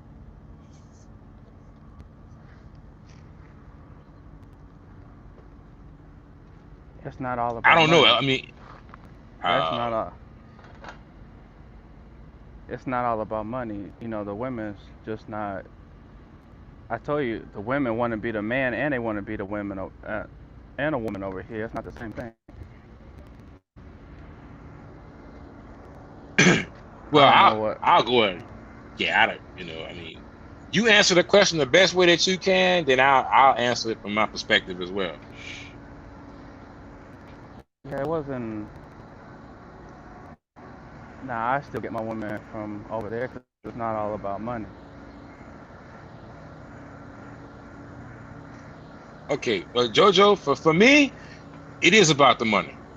Money make the motherfucking world go around. You know, I I I I can't do nothing but be real about it. You know, usually when people don't have money, they're frustrated and they're constantly trying to find ways to get money to solve their problems. All right. If I'm going to spend my money, I want to spend my money in a way to whereas that whomever or whatever I'm spending my money on, I want to feel appreciated. All right. So let's just say if it was this, just like the brother said earlier, if you give someone $100 here, they'll pretty much wipe their ass with it, like, oh, this ain't enough. But if you go somewhere else, they'll be more appreciative of it, you know. And I'll be the first to say, and I have no problem saying this, I am not rich. I do not have a lot of money. I do not have money to spend on $1,000 Coach bags to impress the women here. I don't have $600 to spare on a pair of shoes to appease the women here. I just don't have it like that, you know. And unfortunately, as the old saying goes, I have Perrier taste with natural like money, you know. Uh, So for me to actually, and this is my opinion from what I see, for me to be able to engage with those type of people that I like, I would probably have to be in a whole nother tax bracket. You know what I'm saying? And I'm not in that tax bracket. So I travel to where my money goes further at. You know, there are people who you can go to on YouTube and they'll clearly say that. Tom Likas for one, he states that fat women are for poor men. All right. He states that. It's on the record. You can go there and see that. So I mean, if you're poor and you're into fat girls, hey, have at it. You got plenty of fat bitches walking around here, you know, and just have at it. I'm just not really into that shit. I like women who take care of their body. I like to go to the gym. You can't bring a 300-pound girl to the gym all the time because clearly if she was into the gym, she wouldn't be 300 pounds. All right. and Kevin, Yeah, Kevin Samuels. I watch his vlogs. He says sexual marketplace value for men is directly correlated with their money. You can't be a high value man if you're broke, according to him. So when it comes down to the money, it's arguable. It depends on the conversation. It depends on It the is type of about woman. money, but it's not about money sometimes in the States because I'm just gonna say fuck it. I'm not a thug or like nothing, but women don't like fucking nice. I'm a nice ass fucking person, man. If you a nice guy in the States, man, that's just not gonna be good for you for real, man. Yeah, I just I just to be honest with you, I just this is my take on it. Money is always going to be an issue. When we're talking about male and female interaction. It's just the way. I even when I was on Yo Hey, Soy Gaylas, all this shit, OW, everything we doing, all going to work, all this shit is get some pussy and shit, and to get you to feel happy and shit. All the shit that we doing is about getting some pussy. I don't give a damn what nobody talking about. I Going to mean, when work, it boils down to, it's the truth. It's the truth, man. It's the honest to God's truth, bro. you You putting know. clothes on, you trying to look nice, you trying to smell good and shit to get some damn pussy and shit. Over there, that shit's easier because one, it does cost less money, and two, you're gonna get better quality for less. That's my take on it. If you take them hoes from over there, some of them hoes I know got like probably they look better than Megan Thee Stallion and Cardi B. Hell yeah! You Hell bring to the them over, fuck. bring them over here. They're not even gonna talk to us. I'm not saying that we don't got no game. They're not talking to us because we ain't got no damn money like that. Well, the brother, he on the I want to welcome Lex Luger to the motherfucking chat. You know what I'm saying? And I want to welcome JoJo Salute, TV to the salute. chat. Yo, Salute, Joe. JoJo. What up? Well, What up? JoJo, I heard you say that you was on a quick break, right quick. So if you Yeah. want to share, Yeah. you want to what you say? Yeah, there you go. What I was trying to say was, like, he keeps saying that the women from the other countries is this and that, but he keeps saying that the reason he likes them over there is because the reason the women act over here. But my thing is, all in every country you go, all the women act crazy, just like over here. So that's why I say I think it's about the money. It ain't really about. No, they more feminine over there. So I don't. I don't know. You could find feminine women here just like you could find them in DR, and you could Uh, find crazy ass Dominicans just like you could find American women over here. That's all I had to say. What up, Dre? What up, man? What's up, Joe? What's happening with you, bro? Chilling, chilling. Well, um, I'll say this. He has a point. That is true. I'm not saying it's not. You can find anything you want anywhere.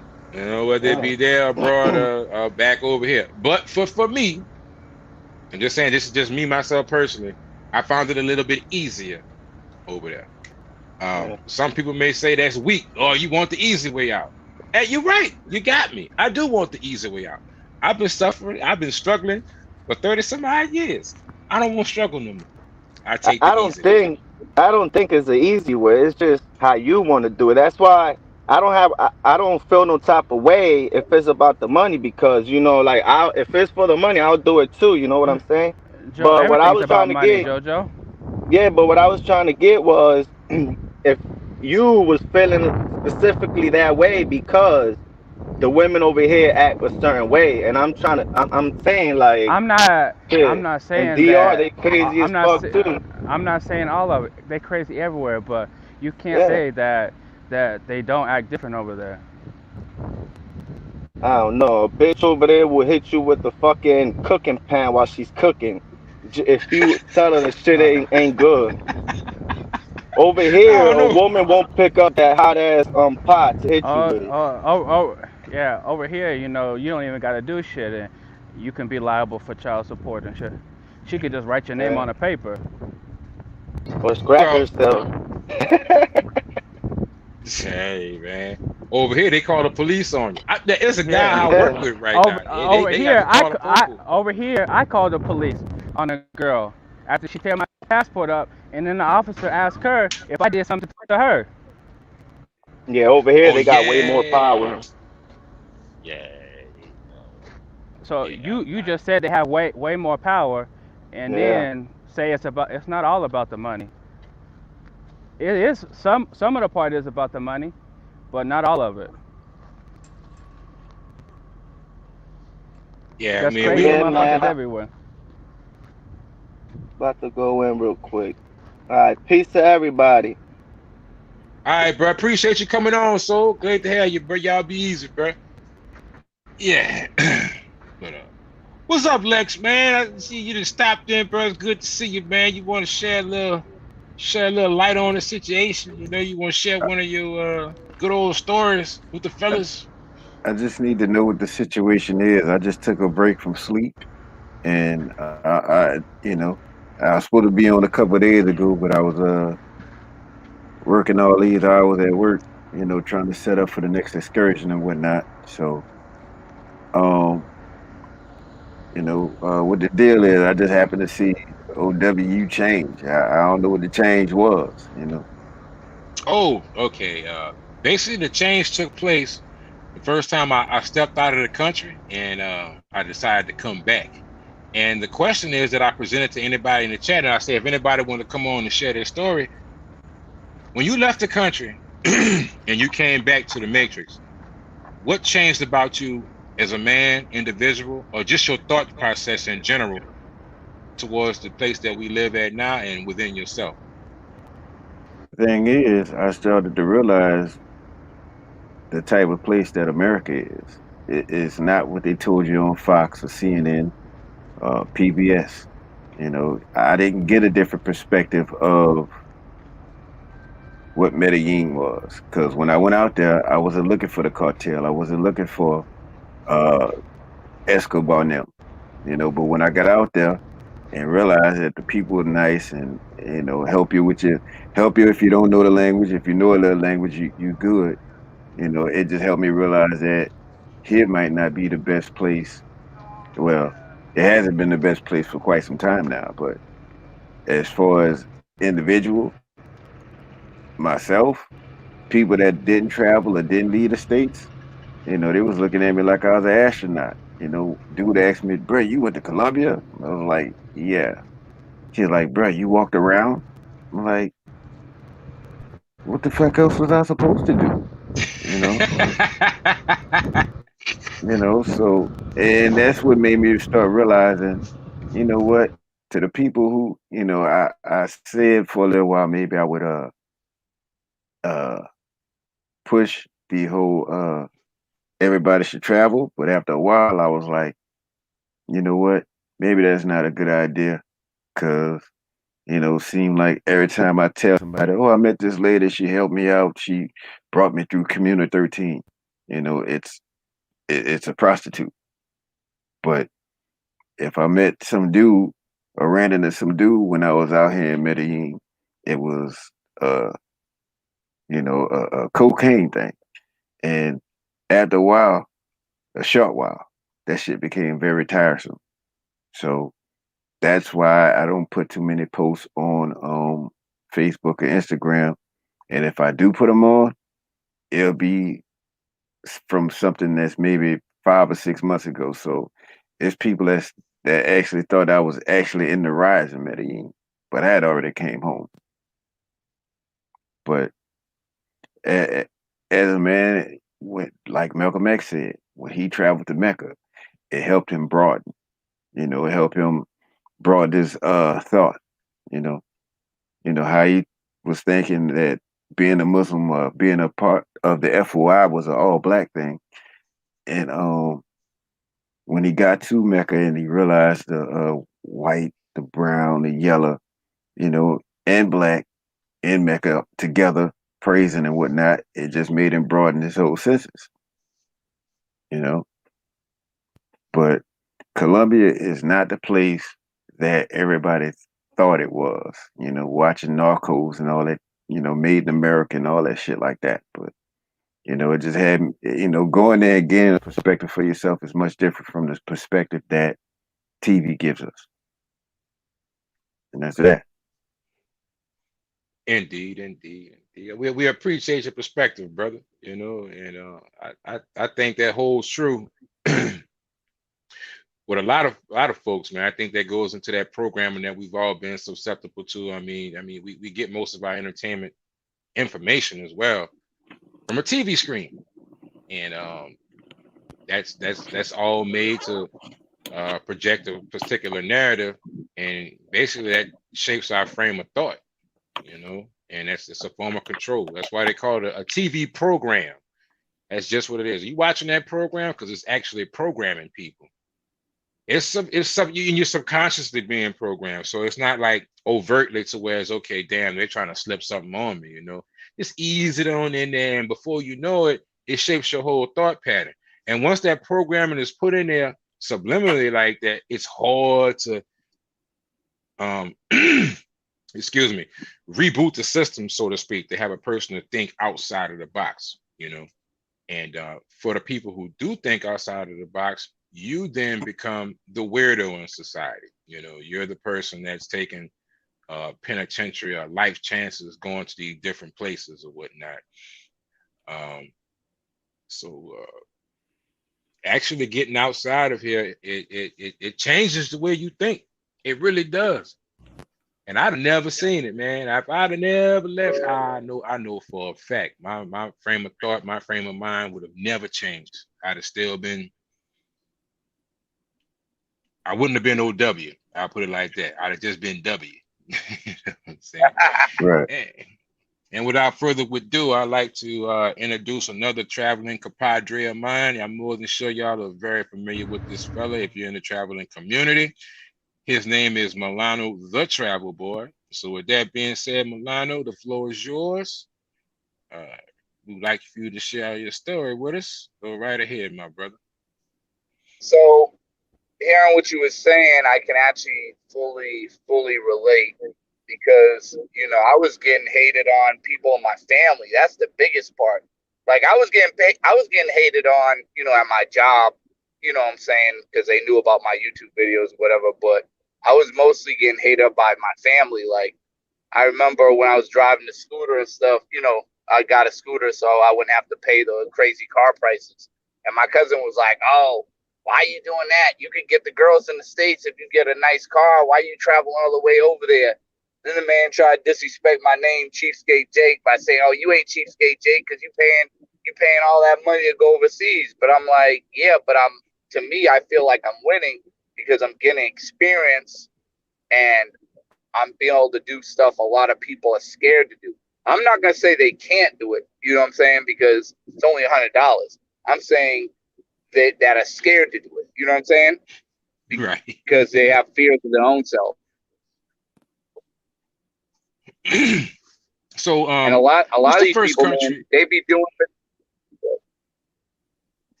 You said what's the first country I went to? Yeah, I wanted to ask you. I didn't know if you were finishing. You had paused. I thought you were done. But if you have a finishing statement to, you know, conclude your statement, go right ahead. Yeah. Well, the first time I went to DR, you know, people don't know this, and I've told the story many times. When I first went to DR, I was already in a relationship. So the thing that made me realize, like, I can't be in a relationship with this woman in the States is it was just like, man, I was missing out on so much. And, you know, I had more opportunities in another country. And, you know, I know people, you know, they bash the pay for play stuff with the pros and stuff like that. But, you know, I had chances with regular girls in Dominican Republic. My boy just advised me not to deal with them because he was like, "Yo, it's your first time here. You don't want to get locked in with a regular girl because you ain't going to be able to do whatever you want to do. She's going to be always following you and everything." And this girl definitely wasn't, you know, a pro because I had to talk to somebody and they had to vouch for me and talk to the girl's mom for me to even talk to her. Like the girl was even looking my way at nothing. You know what I'm saying? So I had to get the mom approval. You know what I'm saying? I had to get it through somebody else. me to talk to her, but I ended up didn't pursue it because I knew I was only there for a short time when I first visited, and my boy was like, "Yo, you don't want to do this. You already having fun. Try it after like the third trip. You could do something like that." But he said that first time you get your feet wet, which I think a lot of these guys mess up and do. You know what I mean? They try to lock down chicks or lock down the wrong chicks on their first time there because they get so mesmerized with the treatment, and that's what messes them up. You know what I'm saying? That's when they become, as you know, captains. But go ahead, OW. Yeah. Well, yeah, Simps. Like, OW stepped up. He said simpletons. You don't even say simpletons. Simpletons. Look, I wasn't no more good the other day, bro. When I went through my damn motherfucking YouTube feed and I seen this white girl that made $2 million in 2 days on Only Suckers. Yeah, Only Suckers. Only motherfucking suckers. I watched this. I wasn't no more good. And the other white girl, I don't know. They say she had took like 7 cocks from the fucking basketball team. They ran through her, and she was talking about how many loads she swallowed and shit. And she went on her fucking OnlyFans page, and she made like $300,000 in 2 days and shit. And I'm like, damn, these bitches. Yeah, because O'Shea did a video on her. He said she made only 70K, and I was like, nah, she made more than that. He got the numbers mixed up. She made like 300K in it was like 2 or 3 days. She made $300,000. Yeah. All right, you know what I'm saying? That's more than what the average American makes $30,000 a year. Okay, let's just get that out the way. All right, so you're gonna multiply that shit by 10. So this bitch made what the average American makes in 10 years in fucking 2 days. Drees is on you, bro. I saw your hand go up. What you got for us, brother? Nah, I'm just one of them cats that makes over 30,000. So, that's all I was raising my hand for. Oh, okay. I'm sorry.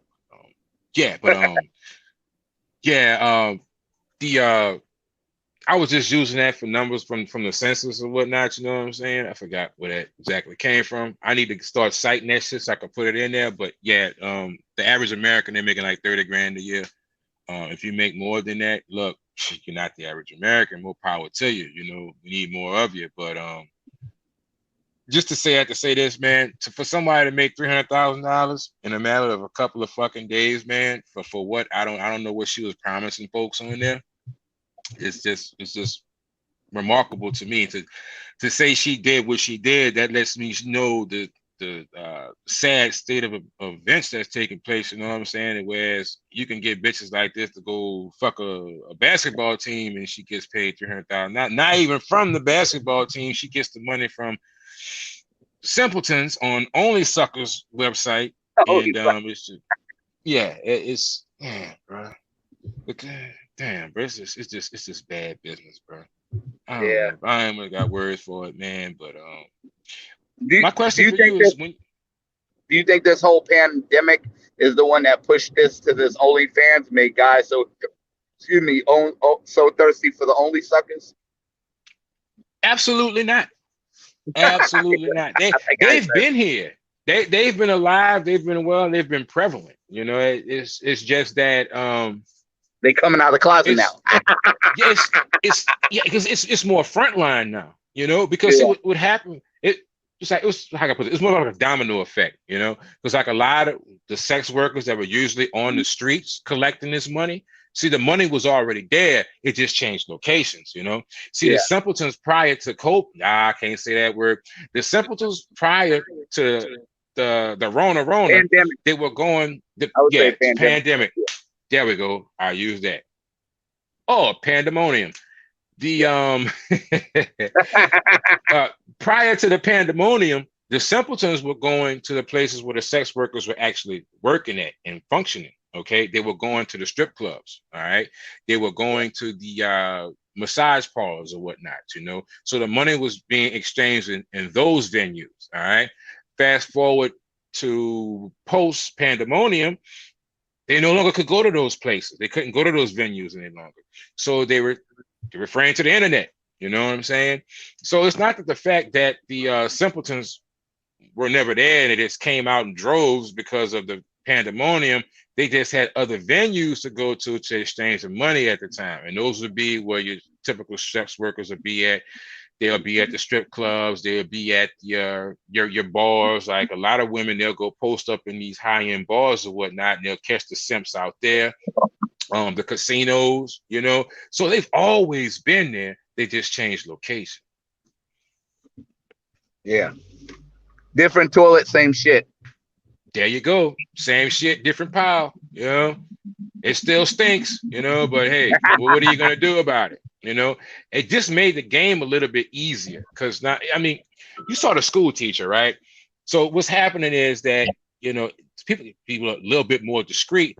They could do their dirty little secrets at home and try and hide the shit. Okay. So there was actually a school teacher that I saw like maybe 2 or 3 days ago, you know what I'm saying? And actually what happened was she had her own little only suckers page, you know what I'm saying, going on, try to make her some extra money or whatnot. And she was a school teacher. Yeah. Short story long, one of the students actually saw her only suckers page, all right? And he went and turned her fucking ass in, you know? And I actually was privy to see what the school teacher looked like, you know? I'm not gonna lie to you. She was a little bit chunky, but she was on a borderline level to where she was still fine. And let's just say some of her body parts that she was exposing, they were very pretty and pink. How you said? Say it for us, cheapskate Jake. I know, you know what I'm talking about, bro. Yeah. White and nice tight. And tight, nice and white.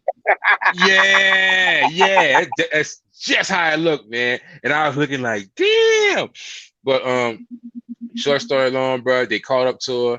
They fired her fucking ass. You know what I'm saying? And the headline of it all, you know, was the irony of it all. They would say, well, since she's been fired now, she'll probably make more money with her only simps page. Only suckers page than she did teaching. There you have it. Do you think that's true? You will? I don't know, man. I don't know. You know what I'm saying? Because it's first of all, you got to take into consideration right now that whole site right there is overly saturated right now. Mm-hmm. You know, because you have people that are mainstream that are getting into that site. Like Cardi B, for instance, she's getting in on the only suckers page, you know. She's and so like YouTube celebrities too. YouTube female celebrities. So right. You know, I mean, a lot of these people are you know, getting, you know, involved in that. So it's maybe a little bit harder for the average person or whatnot to make that kind of money. These people with this, see a lot of people going into it and making that money like that, they have a little, how you want to put that, a little celebrity fame behind them already. Like the white girl I was talking about that made it $2 million, and the other girl, she got the fame from sucking 7 NBA players' dicks. You know, that just like, ooh, hit man, everybody know about it. So it was a buzz. Like everybody wants to see, oh, what she's doing. You know, I mean, she took 7 big black cocks. You know, I want to see her. You know, and just infatuated with it, and she just blew up. You know, but hey, I can't knock it. You know, I mean, if I was in this situation and I didn't have shit else to do and I was a sex worker and my usual pole, I couldn't climb it, I'd probably be on only suckers too. All these simps out here just throwing money just to see my toes or have me sashay around in my fucking house, you know. Oh yeah, there's a lot of toe fetishes guys too, I heard about out there. Like, let me see, ready to pay for like toe prints or something like that. I forgot or whatever. Pictures of toes, like that shit's crazy. Right. But you know, it's so funny. It's so crazy because with the only suckers joint, nobody's really gonna bash these guys, or no women are gonna call them lames or whatever. But if we go out of the country, we get tore our ass up, man. We get tore our ass up like a kid go outside after curfew. Let me ask you something. If you had an option right now, if you were to say you go to sleep tonight, you close your eyes, and you woke up tomorrow morning, what country would you want to be in? Thailand. Hands down. Okay. Drees, I ask you the same question. You go to sleep tonight, the good Lord spare, you wake up in the morning, what country would you want to wake up in? South America. South America. Okay. All right. Let me see. Copper, are you still there with us, Jay Copper? Huh? Unmute your mic, Jay Copper. I don't think he yeah. Yeah, I'm right here. I'm at work. I'm working. Can you answer a quick question? Yeah. Okay, you go to sleep tonight and you wake up in the morning, the good Lord spare your soul. What country would you want to wake up in tomorrow morning?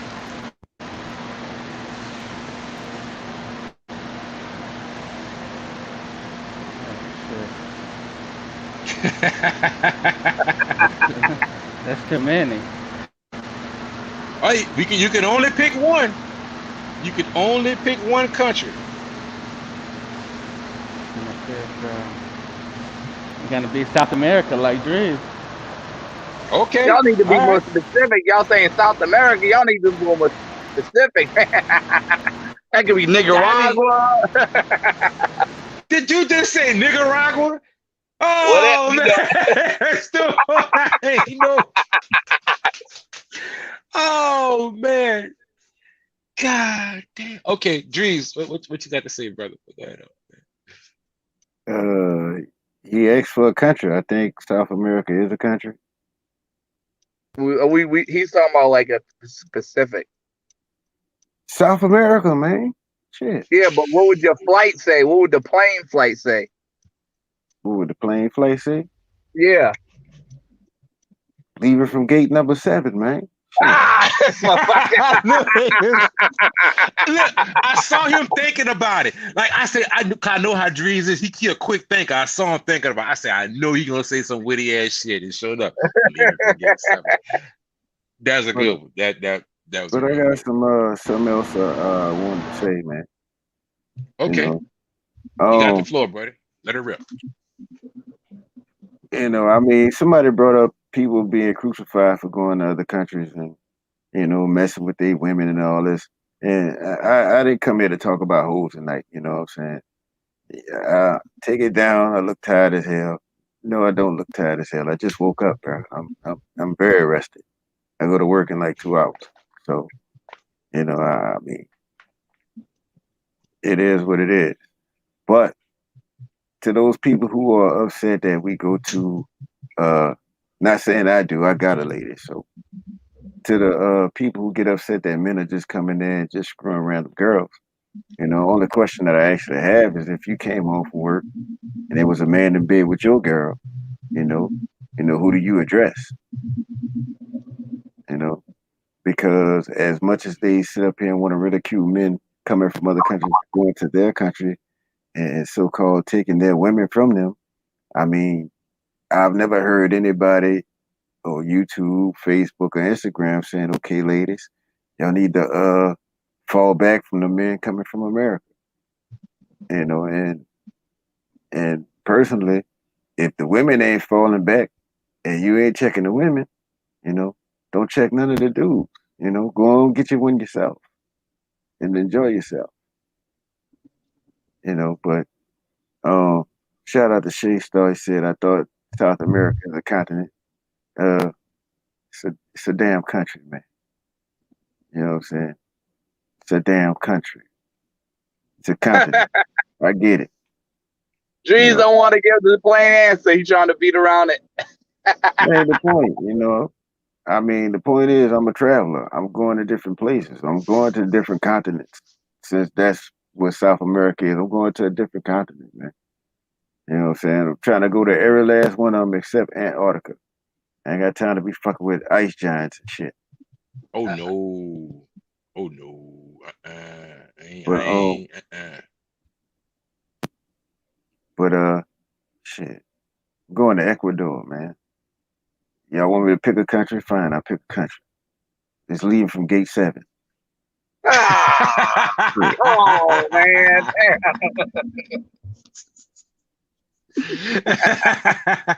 Damn, they went at you for that one, Drees. I just looked down there, man. God damn. Oh, man. Where's the final flight at, though? Where's the final flight at? Where's the final flight stop at? You trying to get cursed out tonight, ain't you? It won't be the first. It definitely won't be the last. God damn, bro. But I'm gonna answer my own question now, and this is not a country, it's a particular city that I want to go to. And if I was to go to sleep tonight, good Lord sparing, He gave me air, and I would wake up tomorrow morning. I think, how do you pronounce this? Is Boca Caramanga? Am I saying that right, Dreams? Boca Caramanga? No. How do you say it? Catamount. Catamount. Yeah, you know what I'm talking about. Yeah, that city. That's where I want to go. Right there. I would love to go there. I've got my own little reasons why, but you know, it is what it is. Hey, let me give a different answer. If I wake up tomorrow and this is like the last place I'm gonna go and I'm gonna die, and the last place I could go to, it's gonna be Egypt, because I always wanted to go and see the pyramids since I was a little kid. So I'm gonna pick Egypt. All right, there we go. Good answer, J. Cop. We didn't say nothing about dying, but you know, I didn't. Yeah, we gonna come back, bro. You know, it was just like a wish, you know, because like every traveler, I don't know about y'all, but me as a traveler, when I go to sleep at night, I'm usually thinking about my next trip sometime. Like, where would I want to go? And just, I'm gonna give you a perfect. When I woke up this morning and I looked in my room, I actually thought I was still in Boca Chica. I swear for God, bro. I woke up, I looked around, I was like, damn, I'm back home. Subconsciously in my mind, when I went to sleep last night, I must have been thinking about Boca Chica. And when I woke up this morning, I felt as though I was still there, like I never had left, you know?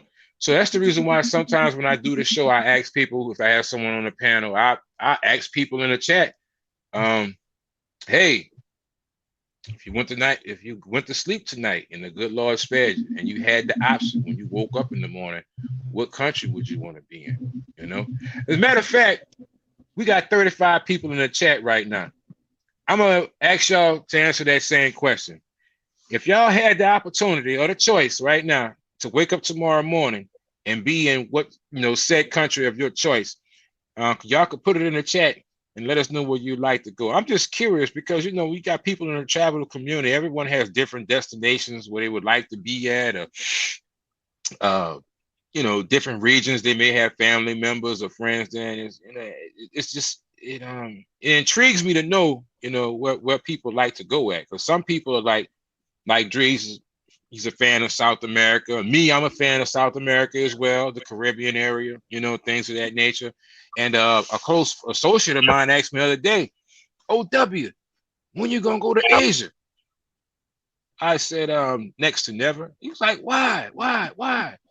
And I was like, man, look,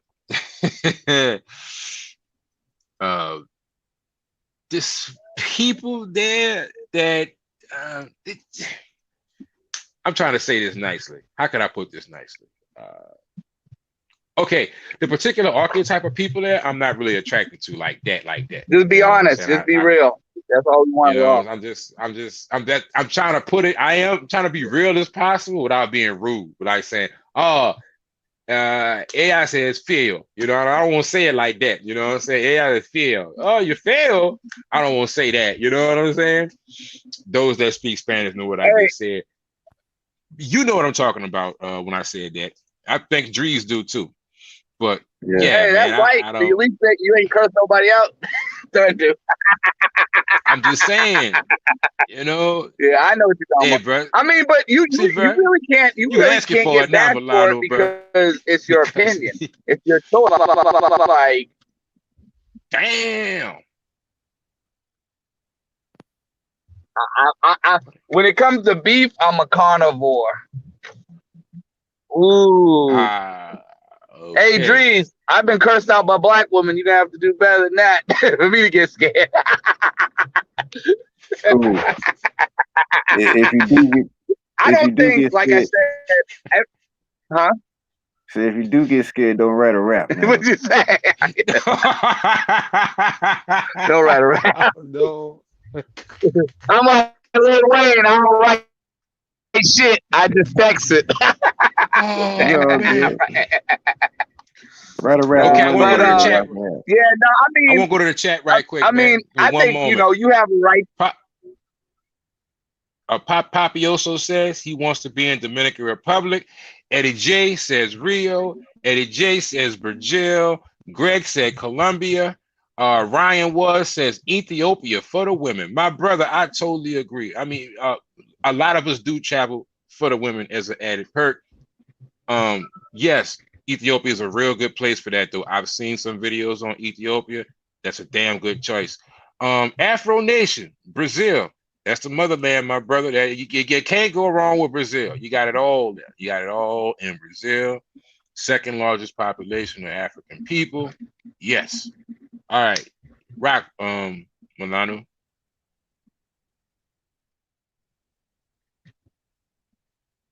Okay. You still there, Milano? Guess not.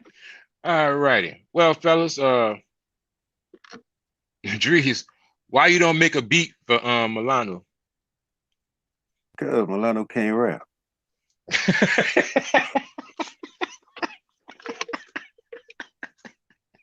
I can out rap Milano, man. Damn. You clearly had no problem answering that question. Okay, moving right along. I'm just Oh, there clowning, goes my man. phone. I know. Shout out to Milano. Yeah, bro, he a good dude, man. Shout out to Oh Milano. man. What's Oh well, I'll do it later. Go ahead. All right, cool.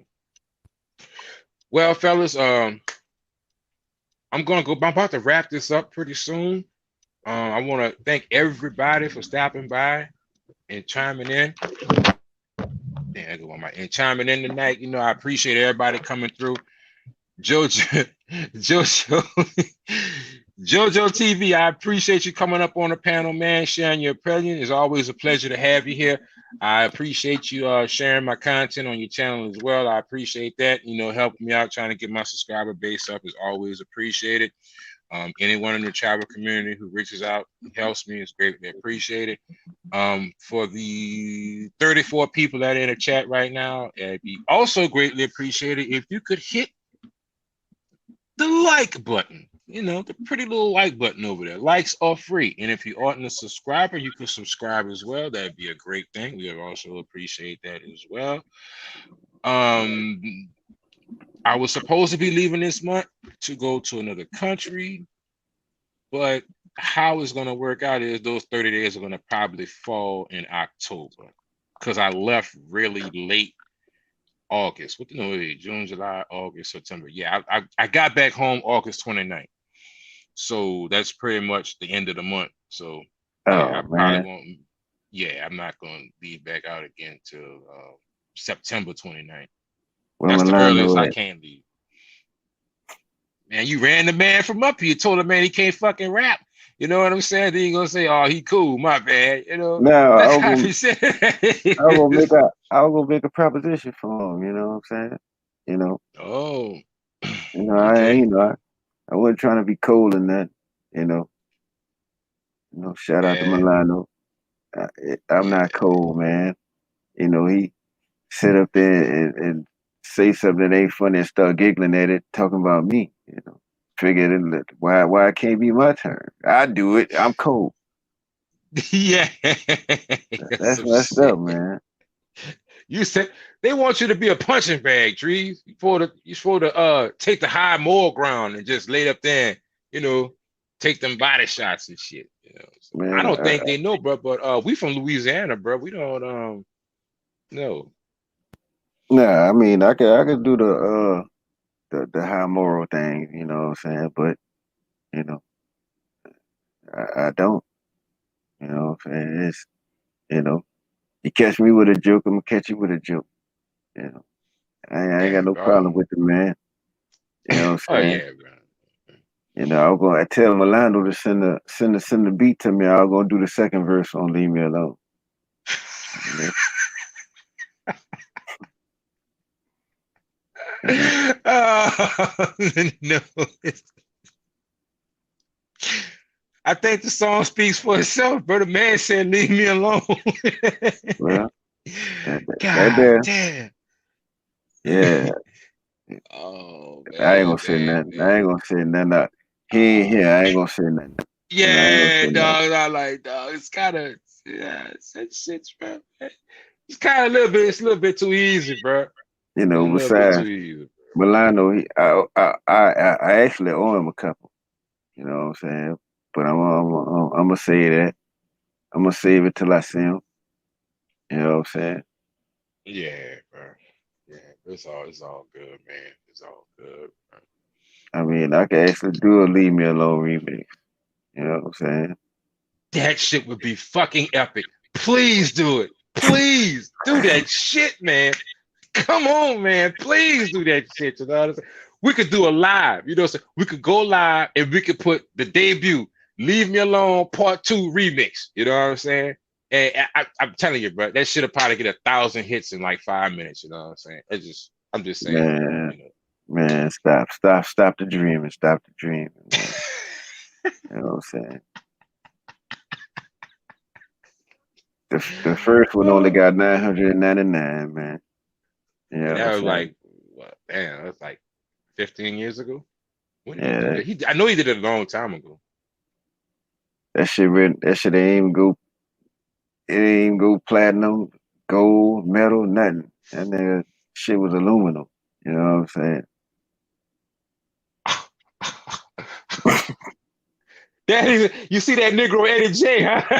Dude, I see that shit. Eddie J, I see you, dog. I see that. Hold on. Let me get my band up, yeah. Let me put that shit up. Yeah. He said that man shit with aluminum can, Pepsi can, Yeah, Sprite saying shit. can. Damn, it's fucked up, dog. Dog, bro. Man, you might need to come Oh, back and say something, bruh. Milano.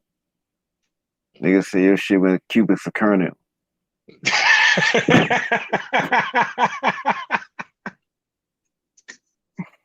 We gonna get together, man. And and while I'm talking about it, bro, I plan on getting with a couple other cats and doing a thing called travel bars. All the people in the travel community, right, myself, right, right. raw illness. Hopefully, I can reach out to Dominican Republic and holler at Skrilla. You know, probably put something together called travel bars. We actually had supposed to have did a song in at the WTU meetup. Uh, this was like not last year, but the first year you came, and Okay. I brought the machine to record it, and the motherfucker didn't bring the beat. You know, I Damn. even I even wrote a verse and everything. So you know, you know, it was Shahad. Shahad, you got the beat. Well, I What's can't. what happened was What the fuck, man? Can you use words now? You know what I'm saying? Well, I didn't. I left it at the home. I like, damn. It made me carry all this shit. I left about 3 pairs of clothes at home. I could have woke. You know what I'm saying? It got me washing my shit off fast. I brought the whole machine out there, and you know, I could make a CD. It's old school, but you know, it's 8-track old school, and I could actually do a song like right here in this room right now, and actually mix it down and put it on the CD like in minutes. right. I brought the whole Yeah, thing bro. out there. Your boy, I actually got a picture with you, Raw Illness, a whole clique of cats, Aaron, from that first WTU meetup I went to. I don't know who took the picture, but I remember you and him was on there with Richie Rich. You know, there was a Yeah, couple of cats, bro. Boy, hey, bro, that first meetup, bro, that shit was like epic, dog. That shit, man. All I can say is you should still be patting yeah, yourself on the back for putting that shit together, bro, because it was clicking on all cylinders, bro. yeah, I didn't, but that was a good time, dog. yeah. But that second one, y'all pissed me off, man. What you mean, yo? Y'all invited more greedy ass niggas in there eating up all the chicken and shit. Oh, yeah. All Oh, right, let me stop. I ain't gonna yeah, go there. stop. Let me stop. Let me Please let stop. me stop. Oh, damn.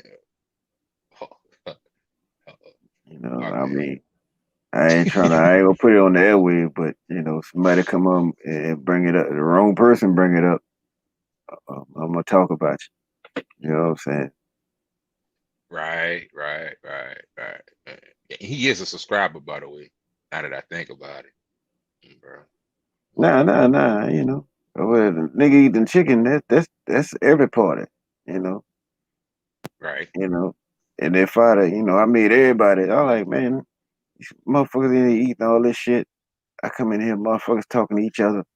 I done got all these people. I done paid for all these cats for all these motherfuckers to show up, but I don't even get into it. You know, I probably be done call a motherfucker on the phone and just left a message on the phone.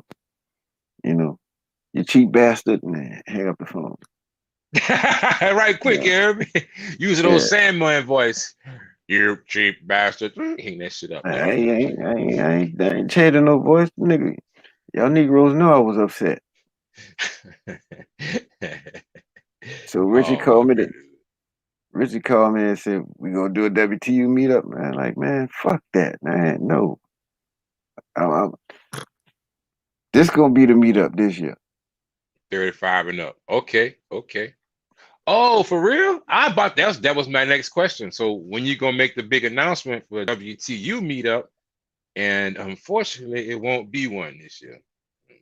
Well, the thing is, I'm going to Medellin, and I'm based in Medellin. I'm gonna be doing some traveling. I'm going to some other places outside the city. So, you know, I mean, it could be a whole bunch of people just meet up, but I'm not coordinating no parties because everything that I had set up got all of a sudden taken down, worrying about something else, somebody else, and Okay. everything that they ended up doing at the party could have been done where I was planning on it to be done at. You know, they wanted to pay this. I would go bring them to the place where they could pay exactly that. You know what I'm saying? Right. But nah, WTU ain't taking no back seats. You know what I'm saying? Okay. All righty then. I'm not gonna touch that shit. It was hot. Yeah. But at any rate, man, I'm gonna be, from what I've been seeing, because I've been trying to buy tickets to get to Medellin, and it's like every time I buy a fucking ticket, shit get canceled. I try and do this, get canceled. Bruh, But because y'all keep trying to go before November. All that shit gonna get canceled. I was telling y'all that shit months exactly. ago. Wait till November. Right. And that's where I'm at right now. So in November, I will be in Medellin. I just gotta make sure I don't go anywhere too late in October because I got that 30-day reset, and I don't want to be reset until fucking December. Because I'm trying to get to Medellin like November 2nd, like when that bitch open up, I won't be there. I won't be in that first wave. I won't be a motherfucking guinea pig. You know what I'm saying? Well, yeah, you can do that. We got to get you to Mexico, W. Hey, bro, I gotta get there too, bro. I ain't gonna lie. I gotta get to Mexico, bro. You Well, know. when we get off of here, I'm gonna let you know something, bro. All right. You, For you, sure. you, For you sure. might, it ain't gonna fuck with you through the days. All I'm gonna tell you is about put about good put a good 400 to the side. That's all you got to do. Yeah. Yeah, For because how if many? you don't worry about it, I'm gonna break it down to you. All right. That's cool. That's cool. All right. $400. I could do that. Hey, you want to know something That's crazy, OW? right. Oh, I always want to know something crazy. Demon. Hey, like last year, this time, you was talking the same way about you talking about Mexico, about DR, and now you on DR, going to DR month after month, and now we're trying to get you to Mexico, and you talking about how you used to be talking about DR. Hey, bro, you right. Damn, you right, bro. Hey, bro, you spot on with that shit, bro. Now that you bring it to the light, you right about that shit. You know what I'm saying? You right, dog. I'm gonna have to go ahead on and just do it, bro. I'm gonna have to go ahead on and just Nike swoosh that shit. Just make it happen, bro. You know. No, I'm But gonna tell you. I'm gonna tell you what you should do, bro. Just when we get off from here, you know what I'm saying? yeah, yeah. But in my defense, the only reason why I was a DR because they won't let my motherfucking ass in come on. But I will say I'm kind of happy that they did do that. You know what I'm saying? Cause now I have a new outlook on DR. Like if I could rotate around. So Yeah, that's because you don't go to Sasua. You want to enjoy oh yourself no, at DR. You don't go to Sasua. nah, I don't want to go to Sasua, bro. I It's too just much. It's too much foolishness going on in Sasua. You know, motherfuckers fighting. You know, caping for bras that don't even like them. I'm like, man, that don't even make no sense up there. You know, they up there locking ass. I don't even know what that means. You locking know, ass. What the fuck is that? give, give me a couple seconds. All I want to know, everybody in the panel, I want to know if y'all know this voice, and then y'all might know what I'm talking about. I already know what it's from, Drees. I said, wait, nigga, damn. You know, I won't hear this shit. but and I had seen some gay dudes today, and I started to ask them what this term mean. I don't think they knew, so I didn't ask. Wow, locking ass.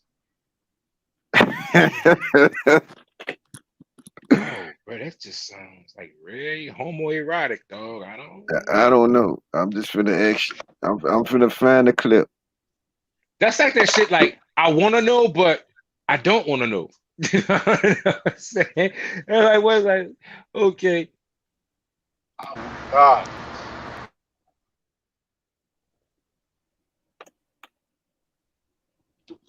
Nah,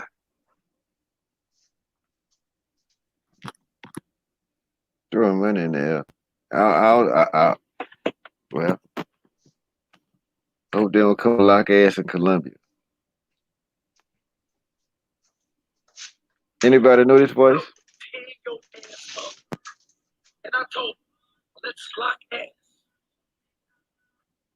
Y'all do it heard that? again. I kind of heard it. Wait, say man, that sound like Angry Man. Man, say that shit again. I will tear your ass up. And I told him, let's lock ass. What is that? Man, I told him I will lock ass. I like, man.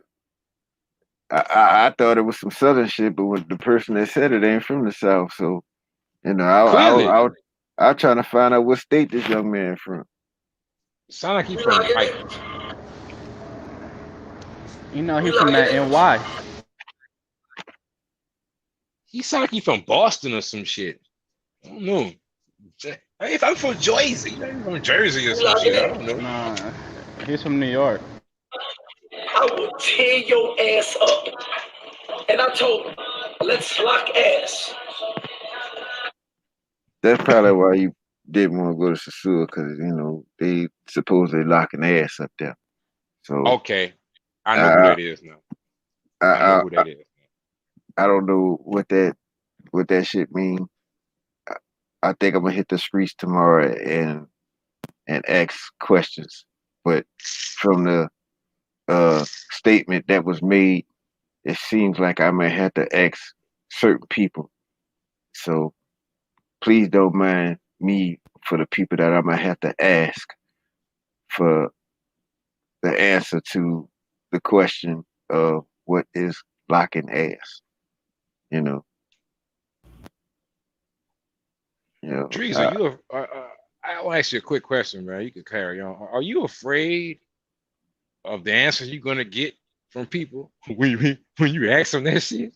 No, no, no, no. People got this thing called guilty by association. You know what I mean? Right. Yeah, Hmm. you know. I could be around a white guy and nobody say, "Oh, you white." I could be around a darker person and they don't say, "Oh, you black." But I could be around, a trans person and I got to be trans, you know. So, that's the only thing I have a problem with. You know what I'm saying? It's about the only thing I have a problem with. But I'm gonna figure it out. I'm gonna do this.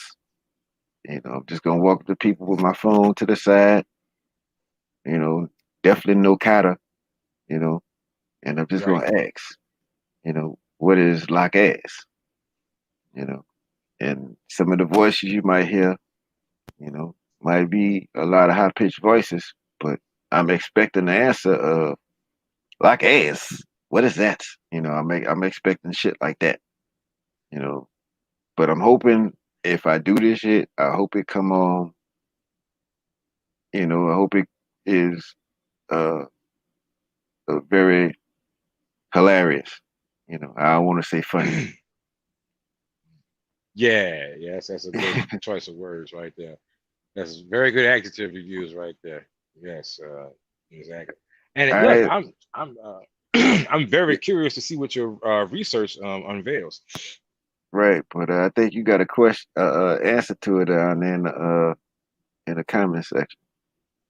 I'm not even around my computer right now. I'm about to go back to that bitch right now. Hold on. All right. Well, in Philly, locking ass means physically fighting another person. That's all. Well, I mean, certain shit. I'm gonna let y'all up north cats know this. Certain shit, if it's you're talking to a person regionally, you might want to keep that within the region. You know what I'm saying? Right. Because there's some shit Right. that gets said down here. Y'all may not understand it. So that's why I work on my English as much as possible. So I can you know, say it the same way the person from Denver said, the same way the person from Los Angeles was said, the same way, I was taught in English class. I had to get away from the, saying water every 3 minutes, saying you heard me every two sentences, saying you dig all the time, you know. It's hard, bro. I ain't gonna lie to you. It's hard because a lot of a lot of instances, I'll catch myself and I'll be constantly, that hood vernacular come out, especially in certain venues or whatnot, and you're around other people that maybe talking in that vernacular or whatnot, you tend to blend into your environment. So I completely understand What do what you you're saying. mean? How I'm stealing your idea? Flip flop. This Atlanta Lights, motherfucker. You see the diamonds on my wrist, motherfucker. This Atlanta Lights. What the fuck you think this is? I'm Young Fly Flash in this bitch.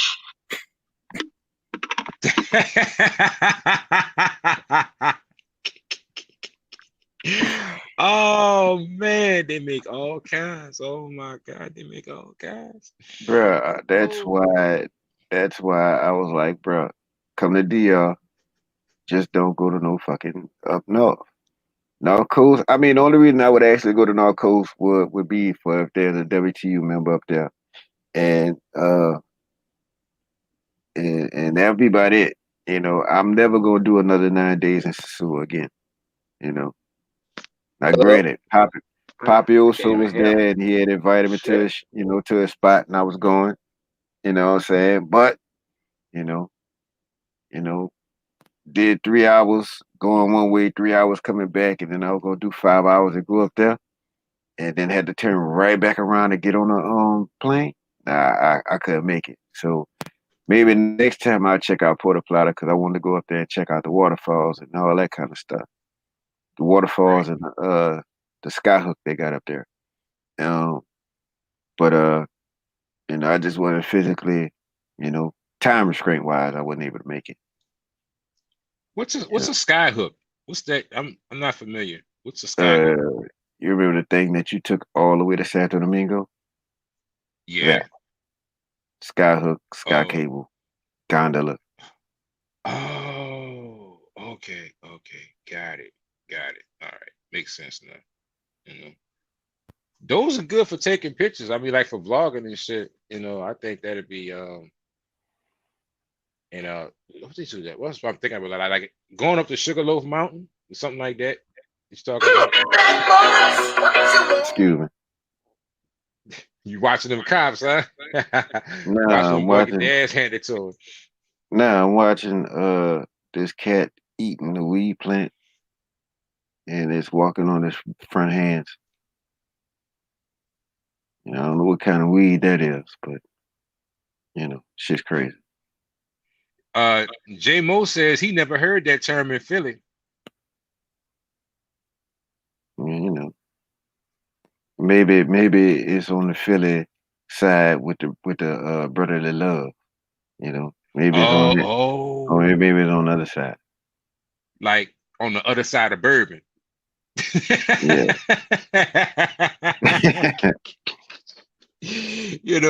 Like once you get past Tropical Isle, you want to take you a few more steps to do about face right quick. You know what I'm saying? Mm-hmm. You get caught on the wrong side of fucking town. Yeah.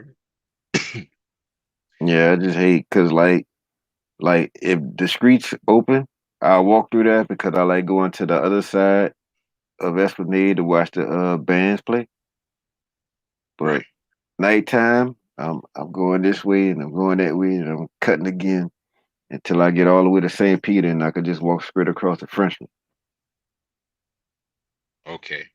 All right. Yeah. I just make that right and just go down to Decatur because they got some bars on that little side strip over there be popping too.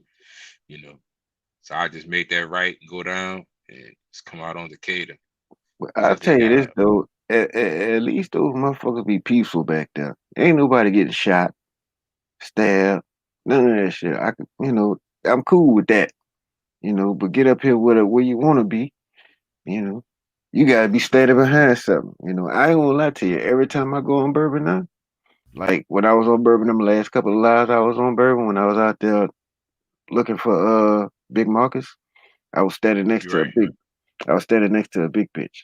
You know what I'm saying? So if gunshots pop off, I could just rotate around that motherfucker. Ain't no bullets going through her fucking ass here. She gonna take all that impact here. Look, I'm gonna help her to the hospital. She might bleed milk all the way there, but you ain't gonna shoot me. You know what I'm saying? Why not gravy? She might bleed gravy, man. You know they love some gravy steaks. Fix a flat.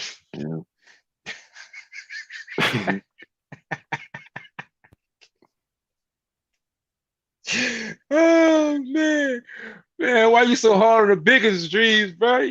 The biggest need love too, you heard me? Oh, see, you just came out. I said, you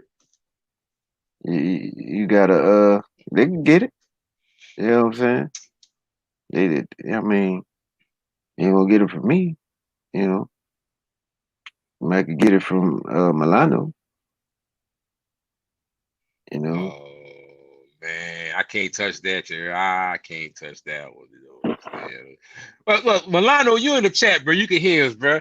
Since we just wondering, man. I gonna say we. I was say, well, fuck it. Yeah, I'm wondering too. I want to know. So, do you like the big ones, like the big girls? Let me specify when I say big girl, because everybody they got this term BBW that's just been used recklessly since probably around 2010, 09 and 010. Just fucking reckless, So anything over 190 pounds and under 5'4", is that your skilo? Around 200. What's up, Drees? Let me help you understand something about BBW and what it has taken away from the black community. Yes. Back when we were growing up, we had a term called fat fine. When it was big, they was big. You know what I'm saying? But you could still see shapes. You could still see form. You could still see potential. Then all of a sudden, girl, you look good. Girl, you look nice.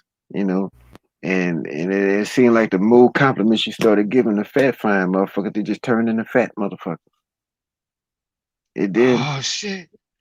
The babies came. You know what I'm saying? And fat fine turned into fat, turned into fatter. You know what I'm saying? The same bro that we talk about in high school is now a bro with you can't see her ankles, you can't see her knees, you can't see her elbows. Y'all know what I'm talking about. Fat fine is over. You know, unless these bitches get serious with the gym, BBW is here to stay. Get over it. Shout out to Lizzo. Yeah. Oh my God. Damn, damn, bro. Gotta Would you make care to break that down some more, brother? That's look. These BBWs have too many of these things called fat cells. They need to break that down. You know what I'm saying? And no, I'm not body shaming. You know, big bitches are big bitches. Look, I used to go. I used to like her. I used to have a big bitch. You know what I'm saying? I mean, talking about all her back was like fat. You couldn't even see like you know. It was weird. You know what I'm saying? Cause she'd be sitting on the sofa, but like the chair that's the sofa, but she like here with it. You know what I'm saying?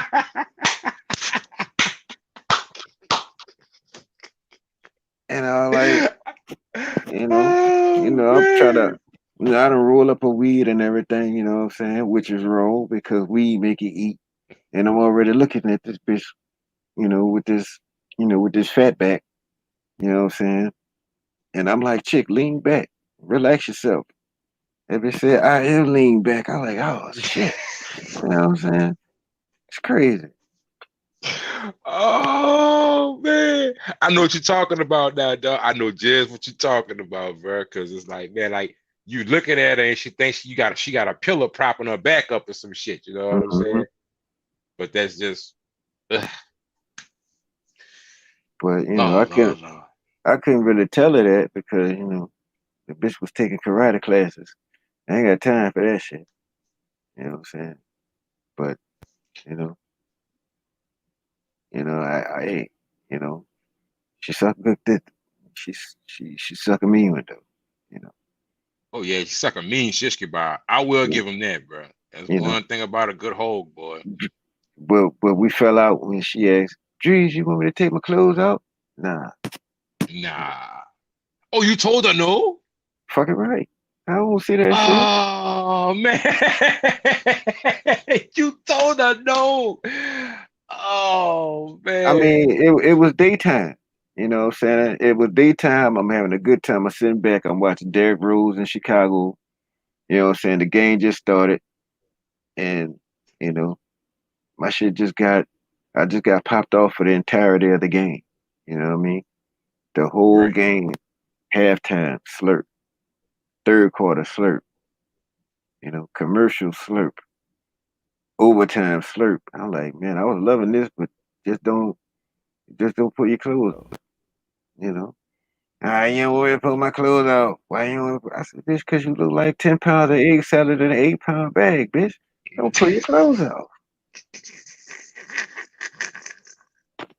You know what I'm saying? Yeah, bro.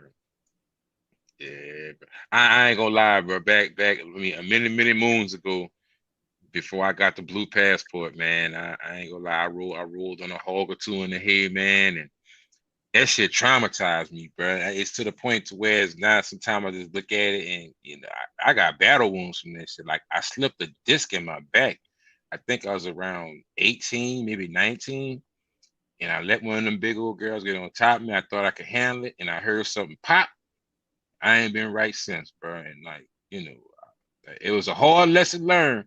And I was a young, scrappy man back then, but it's 20 years later, and I still have pain from that shit, bro. Every now and then, bro, if I roll the wrong way, bro, that shit have slipped my back, and I gotta pop this shit back in, man. So that when them big jokers get on top of you, that bitch will damage your vertebrae. So if you happen to be a hog hunter, advice to the hog hunters out there, man, you got two positions. You're either on top or you're behind. You try and get frisky, might pay a cost. Look, You may not don't recover from that shit.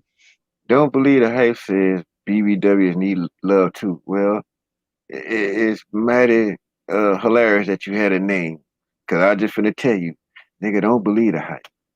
You know what I'm saying? I ain't big. You know. Maybe you 6'3", 350, but no, I can't do the Lex Luger love tackle with that. I can't. You know what I'm saying? I ain't trying to slip no disc. Fuck that. You know what I'm saying? Just think about this shit, bro. You gonna try an open field tackle and you get tackled. You know what I'm saying? Oh No, man, that but don't I work, ain't gonna man. lie to you. That's gonna be a challenge for me. You know what I'm saying? I had a conversation with my lady in Barranquilla. I said, look, I can't go to Colombia right now. You know, you're gonna have to, let me go out here in these streets and get me. You know, she was all right with that. You know what I'm saying? Know what she told What? me? Know what she told me? She said, that means you got extra to do when you get back here. And I was like, What? you know, that's my wife right there. You understand me? You know, Just imagine if you'd have tried telling some shit to a girl like that after 17 water off the block in Pigeon Town. You know what I'm saying? Just imagine how that conversation would have went. well, I could tell you like this. Say, Jaleesa, you want to give me some head? I ain't Right. gonna give you no head. Better go get one of the bitches from the street. All right. 2 days later, hey, Jaleesa, I'm about to go get some head from out in the street. Oh, hold on. That bitch paying your bills? That bitch cooking for you? I'm like, bitch, you ain't cooking for me. What the fuck? You know, Right. let me go. Let me go on down here to Passions. You know what I'm saying? And by the way, I'll never go to Passions again, man. Passion charging $80 us, $80 an What? hour. $80 an hour is high. Mexico, they doing $100 for half an hour. Passions, you go in there for a lap dance, they talking about $80 a song. No. And then, Shut the front door. yeah, the front door been shut. I left Passions, I never looked back. Been shut the front door on that. 80 Oh, $80 a man. song. And the thing about it, like, bitch, y'all got machines in y'all neck? Like, man, who gonna bust off of two verses? You know what I'm saying? Oh, man. Damn, bro. There's another one, bro. It's the white building on the corner on Downman. Is that Vision. She-She's? No, that's vision. Visions. That's Visions. Yeah, man. I went in there back in I think it was like 2011. I went in there and the scene wasn't nice, bro. And there was some numbers like that, but if you wanted something more private or secluded, so to speak, bro, I mean, it was starting off at $200 at the time. They had a lot of Mexicans was going back there because I saw the Mexicans back there. You go use the You bathroom. know, I the, it was the, set up. the spot to go is She-She's, dog. Yeah. Yeah, I almost lost my life fucking around back there. Well, You know, I don't even go to the city no more, bro. I don't even want no part of it, dog. I don't even go to the city, bro. I'm like, I'm good. I'm straight. You know. To be honest with you, I'm gonna tell you a story, bro. This was back in like 2001 or 2002. A couple of us fellas had went down there to She-She's, bro. And one of the guys we was with, I ain't gonna say it. Well, yeah, he could say it. It's a nickname. Like, we just gonna say Steve Urkel. Well, Steve Urkel was drunk and he stayed in the vehicle because he could, just incapacitated. He was out of it. So the person whose car he was driving was actually in She-She's with some of us. All right. So he left the key in there so he can get some air. Short story long, we left him out there. Some brothers rode up on him, pulled him out the car. They beat him till he actually had to have his jaw wired back together again, and they stole the vehicle.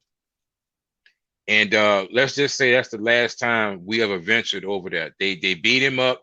They stole the guy's car. It was a Mazda 626 back then, but he had sound in that bitch. He had sound. He had a TV. Back then, that was like, that was like the new thing. Everybody didn't have a TV in their car. Now, fucking screens come factory in most vehicles. But they beat this boy up so bad in front of Shishi, bro. And what was sad about the whole situation, how they have like the security right out there in the front, them motherfuckers ain't say shit. This boy done got beat within a fucking a breath of his life, stole the vehicle, drove down Downman, hit the interstate, and the security didn't see nothing. Real Shit, story. I got a story worse than that, man. Tell us. I don't want to, but Well, that's all right. When we were coming up, going to Shishi's for the first time, like if you come out of Shishi's parking lot and go to the left, you're going back to the city. But if you go to the right, you're going over the lake. So I went to Shishi's for the first time. My brother drove over the lake, and then they got the spot where you could cross over from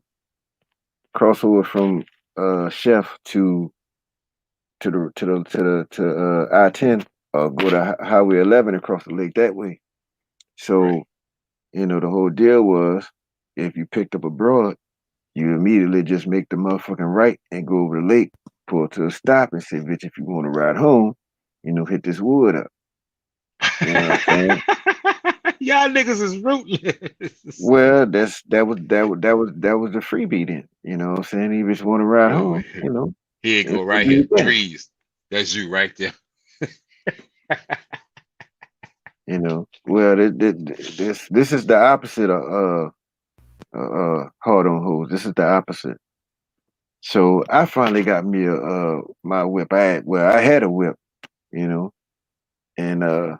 this was 1999, something like that. So bam, I'm riding. I go to Shishi. I remembered everything, but I would wait till like 4, 5 o'clock when a lot of them was coming out, and they'll just come stand out on the highway like they're hustling, but really they're looking for a ride. You know what I'm saying? And they'll give you some of their tip money, or you just go on, drive to the lake, pull it to a stop and say, hey, look, you want to ride home? You keep your money, do this, do this for me. Do this in remembrance of me. Yeah. Little trim. Well, my stupid ass, I don't know if you remember this, but I'm going to tell you what happened. I pull up around 5:30, you know what I'm saying? I see one, I ain't worried about whether they fine, fat, or whatever. All I know is I'm finna go to the lake and get me some, The trim. No, some lip service. Right? Oh, okay. All right. So I pull up the one. I said, "Are you going to the city?" She did like that. I'm like, "All right, come on." So I'm like, "Yeah, I'm about to go to the lake. I'm about to go to the lake." And they had a pothole, like I had a possum or a pothole or something in the street. And I did one of these numbers, and when the car slid to the side, I elbowed her in her motherfucking ribs, because I'm about to get my shit shine, you understand? Yeah. And hit that pothole and I hit on the rib, like, wait, what the fuck? Oh no! So I said, I hope this ain't. Oh, no, I said, because it seemed like she was about it, because she wasn't about to say, she ain't saying nothing, none of that. I said, where you live at? I said, I ain't gonna even chance it. Where you live at? Guess where she told me she live at? She's still on Esplanade in Claiborne. And I bullshit you not. Not even 2 weeks after that, they had a whole fucking police thing. I ain't saying trannies, they was dudes with wigs on, and what they were doing was pulling cats over and acting like they this, that, and other, and they was robbing and killing them niggas, man. Oh. I could have got seriously fucked up behind that. Ever since then, all the time I've been to Shishi was to make a delivery. I ain't never been. That's been what, damn near 21 years. Damn. That dude. And I want to say the main, like they had like it was in the paper, like I they had remember that. 12 niggas in the paper, and I was like, damn, that kind of look like one of the dudes right there. Cause think about it, you get robbed by one of them, you know what I'm saying, and you up here thinking you about to get your nail polish and shit, you know, you can't even tell your buddies, you know what I'm saying, Oh but no, you yeah, can't tell nobody that. I was like, you know what, it ain't happened to me, so I could tell that shit, but I'm just glad I ain't go to that damn lake, you know what I'm saying. And when I dropped off, because they got that gas station right there on Claiborne and Esplanade, man, he was like, turn right there. I'm like, bitch, get Uh-uh. out right here. You know what I'm Straight saying? up. And look, they got a U-turn. Man, I went and hit that U-turn by Circle Food Store and got the fuck. I ain't never been back around now. And let me answer Mulano, man. Let's see. He said something about, let me see. I heard Drees got mad at Traveler for asking him why he paid $100. Get mad at a traveler for asking him why he paid $100 for 30 minutes in Mexico. Bruh, I'm doing motherfucking research. You hear me? So if that's what the going price is in Mexico, guess what, player? That's the going price in Mexico. You know what I'm saying? And these wasn't no just raggedy bitches.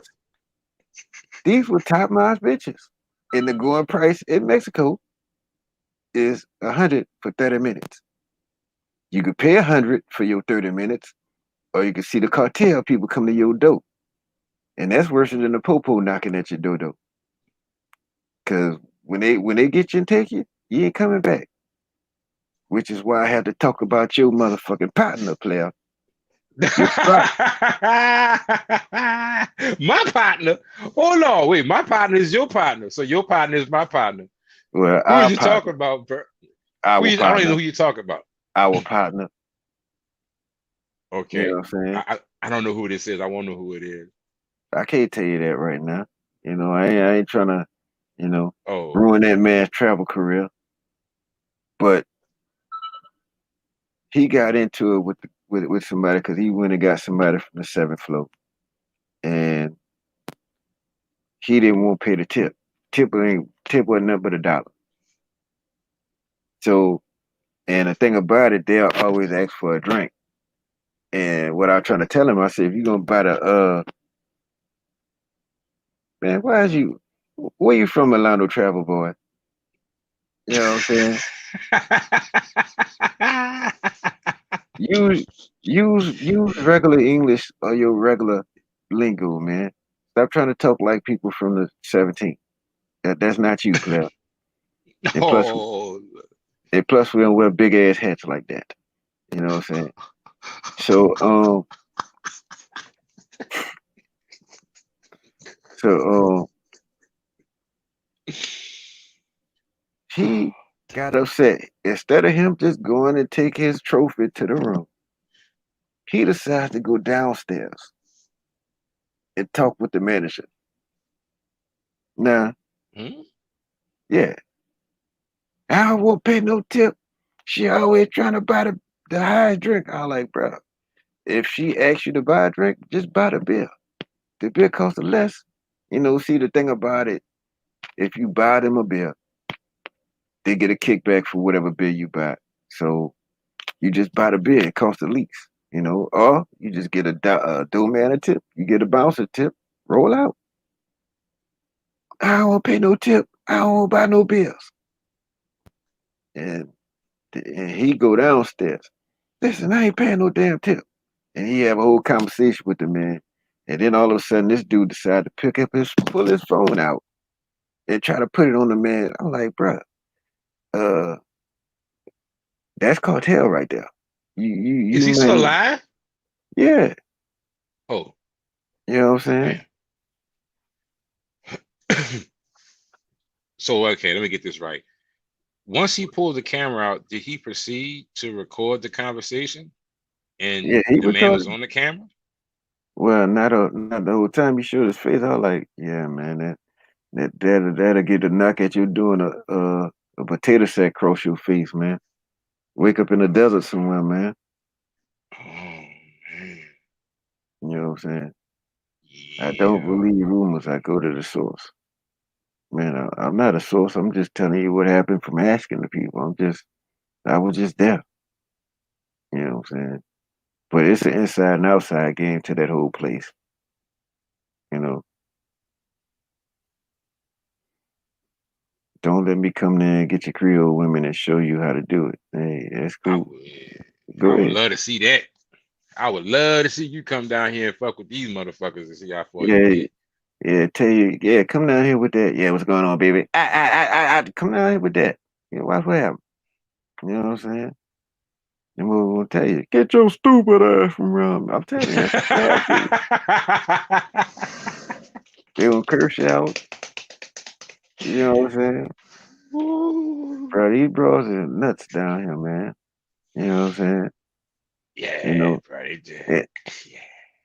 and it's like, you know, I talk to a lot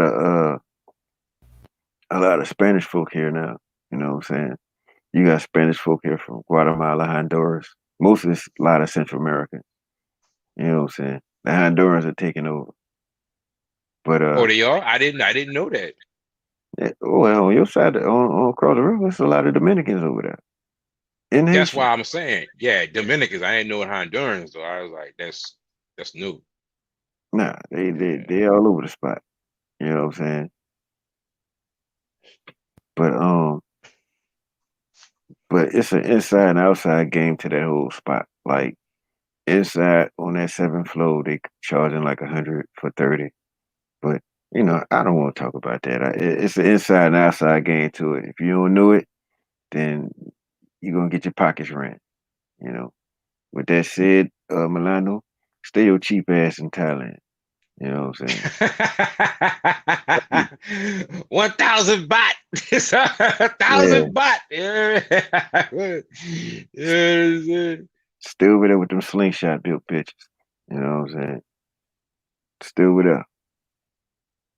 You know what I'm saying? Oh, and when I put the report in WTU, man, you should have heard them T and Java and them complaining about prices. I'm like, bruh, you know. I was like, man, they almost made me not want to do reporting no more. You know what I'm saying? You know how them brothers is, bro. You know what I'm saying? Yeah. They gonna have their take on things, but they're stuck in their ways, bro. You know, they can't help themselves. You know, they brothers, they stuck in their ways, bro. They ain't changing it. You know what it is. Tell you the truth, bro. Some people want to get the story, but they want you to tell the story the way they want to hear it. You know, just like I had ran into a brother. He was asking me some questions, and I was answering them, but he was mad because I wasn't answering the question the way he wanted me to answer. And I'm like, bro, I'm not gonna say what you want me to say because then I'd be lying. You know, I just can't say what you want to hear. Now I'm gonna give you the truth. You know, and sometimes you know the truth ain't what motherfuckers want to hear, bro. They want you to tell the story the way they want to hear that shit. You know, but you tell a motherfucker it costs $100. No, it's supposed to be 40. Right. Don't come back and tell me the story till it's 40. I'm like, all Right. right. But my thing is, being in Tijuana, if I know I'm going to Tijuana for no more than 4 days and I'm there with a 2-week budget, it shouldn't be a problem. However, if you go in there with a 2-week budget and the price is a problem for you and you're only there 4 days, you need to fall back from the buffet table, man. You're eating a bit too much. Real. You know? Yeah, that's real, though. Real talk, bro. And Papioso says those go ahead. Creole and Cajun women are a different breed. Yeah, you're right about that, bro. You right about that. You know, I was engaged to one, and shit, one of them is my baby mama. So trust me, I know. Yeah. But, yeah, what you about to say, Drees? My bad. Go ahead on, put up the next 2 comments. All right. Milano said, Drees, you ever been to Costa Rica? I look young, but I ain't a rookie. I don't know where that came from, but First off, no, I never been to Costa Rica. I was going last year, but I like going places where my money scratches. And secondly, I seen how you looked the last year. You know, they're talking about how you look, nigga. Um, No.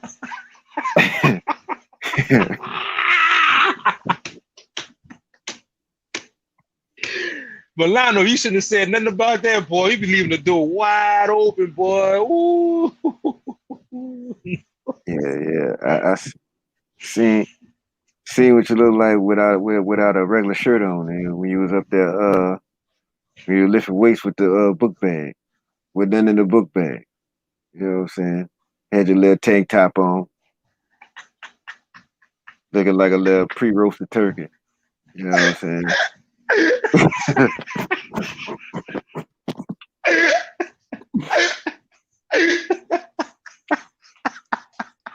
Right. Oh man. Damn. I thought, hey, bro, I didn't think you was gonna remember that shit, dog. Boy, you went way back with that motherfucker, dog. Oh man. Yeah. I wonder what you're trying to Oh, prove with that. You know what I'm saying? Say oh, something. man. Say something else. Say something else. You know what Damn, I'm saying? dog. Okay. Okay. I see what you put up there. I'm gonna just be patient and let him put it on the screen. You know what I'm saying? Oh man, that's fucked up, dog. I ain't going at Drees for paying more than 40, but I'm just asking because I like to get both sides. Well, on one side the $100 bill green, on the other side the $100 bill is green. You could pay your $100 or you could deal with the cartel outside. Take your pick, player. Beat your meat. Barbecue boogaloo, player. What you gonna do? You know what I'm saying? Like I said, I was reporting. That's just what the report is. That's exactly what you're gonna see when you get out there. From Medellin to Santo Domingo to Rio. If you go look at any of the reports that I've given, all the consultations that I've given to other travelers that go into these three places uh, for their first time, they can't tell you I'm wrong. And when they came back from these three places, respectfully, I got another donation for my consultation. So, you know, the report I put up for Tier 1, I'm going to get the same thing, you know. But I actually want to go back to Tijuana because knowing I'm only going to be there for so long, I don't really have to worry about budget. You know, I know I'm going anywhere I go with at least a 2 week budget. You know what I'm saying? So, you know, money is not going to be an issue when I go to these places. Geez, I still look younger than you, and I'm only half black. That's big facts. Well, what also is a big fact is that you are half white, which means you're going to hit the wall sooner or later. Keep lifting them weights. You know what I'm saying?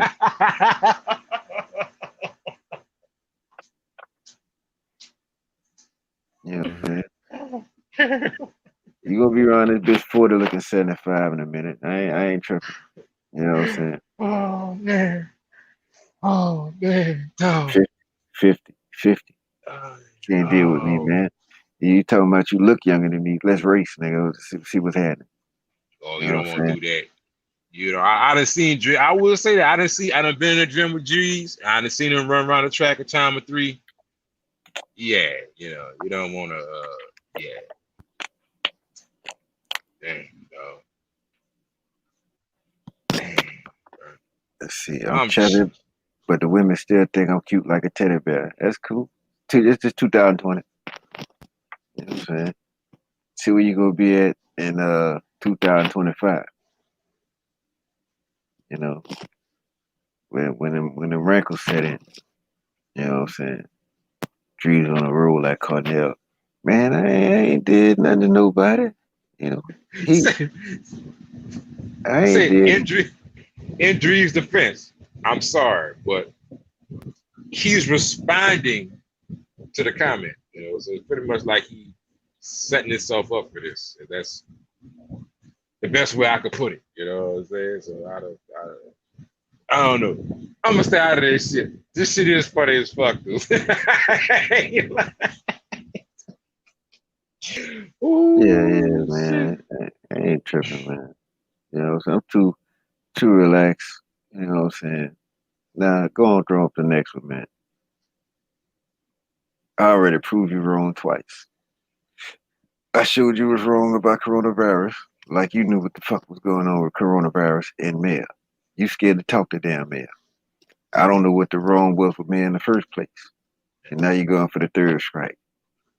Cry face, cry face. See, that's the white boy in you right there. Yeah, that's the white boy in you right there. You know what I'm saying? But how was I wrong about the coronavirus when it wasn't killing black people? I said shit ain't black people ain't getting it. And then black people started getting it like weeks after I said that shit. You know? You know what I'm saying? Oh, you see, oh, you got balls?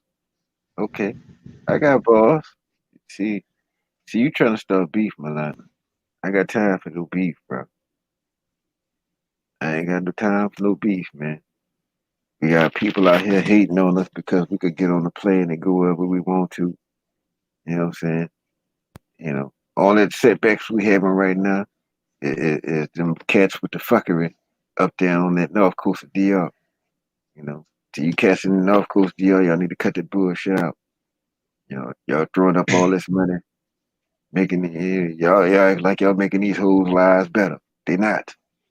Them bitches still good. Them bitches had $300 and still ain't got enough common sense to go get their flows done. Them bitches still walking around the house with wall-to-wall mud. Stop trying to make it seem like you're better. Don't know. You know what I'm saying? And when I'm in Sasua, if I'm ever in Sasua, throw some money up. I wish you would get mad at me. I'm taking your shit.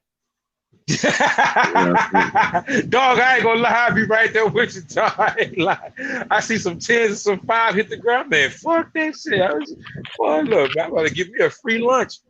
Fuck all that shit, dog. But speaking in reference to those guys on the north side, bro, you make an interesting point there because the whole dynamic behind that is like by us being travelers, first of all, once we step out of the country and we got that blue transport, we're all lumped into the same fucking bucket, you know? We saw that clearly back in the Wolfgang days, which that was something that had nothing to do with travelers as a whole, but due to Wolfgang's actions, we was all deemed as responsible for it, and we were responsible for calling this particular person out, even though the crimes that he committed were outside of that particular country. It was back where he came from, and technically he wasn't even a fucking American. So when people go and see these YouTube videos, because YouTube is shown around the world, and they see travelers at IMV and other destinations on that north side, throwing up money, talking about beating each other up, I'm gonna slap you if you talk to my bitch or whatever, you know, it makes us all look bad as a collective. Whether we want to accept it as that or not, the fact of the matter is that's what's going to happen. Because the people who are, quote unquote, jealous or dislike the fact that we're leaving the country and we may be doing something they can or choose not to do, they're going to look for our imperfections. They're not going to look for the things that we're doing good. They're going to look for the things that we're doing bad. And then they're going to lump us all into that particular pot, and we'll all be judged by someone else's actions. So with that being said, if you are one of those people that are acting the ass up there, or if you're looking at those people that are acting the ass and you want to go join the race, please don't do that. You're making us all look bad. Right. Speaking of race, at the 2:32 a.m. mark, Milano the Travel Boy says some of the dumbest shit I ever heard, man. Geez, I'm only better because I'm too racist. The new race. What are you, part camel?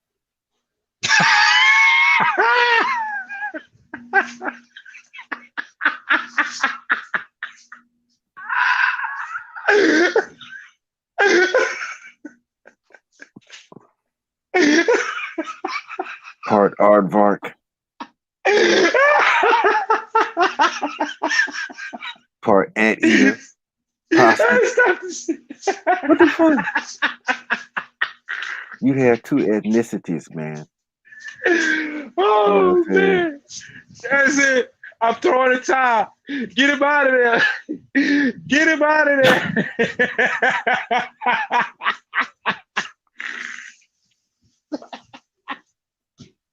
I'm just saying, man. You two ethnicities. I understand race. That seems like the most sexy word, but it's ethnicities. You know, when you mix with something else other than another human being, then you are two different races. That's just how that works. You know, by Oh definition. man, you said camel. Aardvark. You know what I'm saying? Oh man, I'm hurting, dog. It's all Oh good. man, damn. How about this? You know, we can Oh lock shit. ass if you want to, man. We can lock ass if you want to. Keep on Oh saying we're gonna man. have to lock ass. You know what I'm Oh man. saying? Oh dog. That's gonna be my new terminology now. I'm gonna start saying that shit. Say that shit to Oh niggas in the street. man. Bitch, keep playing, bitch. We gonna lock ass, bitch. Oh, this shit's gonna be Oh horrible man. and funny at the same time. You know what I'm saying? Man, Oh man. dude ain't locking Well, ass. Dude ain't locking uh, ass with me. You know what I'm saying? You better put that bullshit on lock. Talking about he 38, look at 28. All right. You know what I'm saying?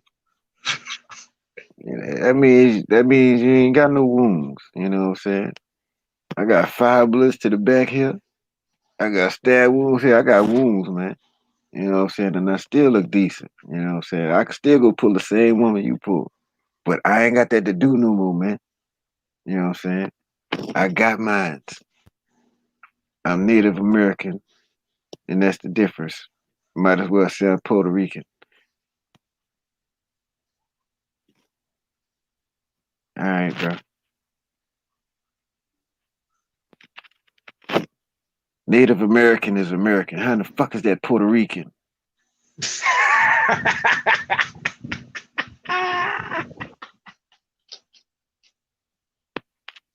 You know what I'm saying?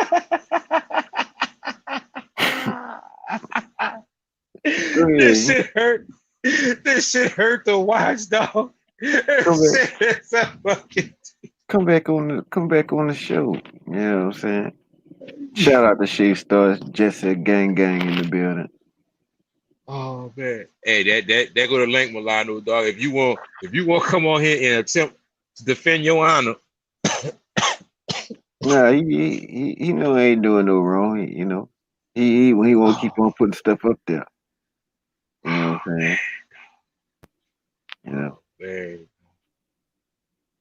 gonna have to you know. Oh, now you, why you deflecting, dog? Come on, Milano, why you deflecting? You gonna put somebody else into it now? Man, come on, bro. That dreams may have failed you. I understand. What are you talking about? I don't know, man. I don't know what that mean, man. There you go. Oh man. Oh. What this mean?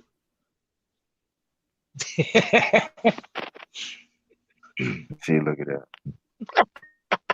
See, look it up. Oh man, don't What pause do you on it. mean? You said the man was in the army, man. What happened to army training? He What did army training? laps. Last time I seen him, he did laps, and that was because of me. All right, well, And that man was doing laps. for laps of what? You That know? guy was doing laps, man. He was running. Oh, well, you know, sometimes sometimes you could be on the street, on your ATV. You said I had to worry about man. The man was doing laps. He was running. I got worried about him out racing me. Nah, I said, man, you let's race. You know what I'm saying? I'll run both of y'all with no backwards. You know what I'm saying? Y'all can't match my athleticism. You know what I'm saying? I ain't saying nah. I'm just trying to figure out how you feel me. You know, but I'm just not understanding that statement. You know what I'm saying? But Now, this this is what I was saying about the Puerto Rican mixed with white, Spanish, Native American, black. Oh man. Oh man, we off to the races. But anyway, Drees, what's the outside game? I don't know if you want to discuss that anymore, but I mean, Well, Tony I said Brown solo this. I didn't want to put that out there. You know what I'm saying? I ain't trying to bring that energy tonight. You know what I'm saying?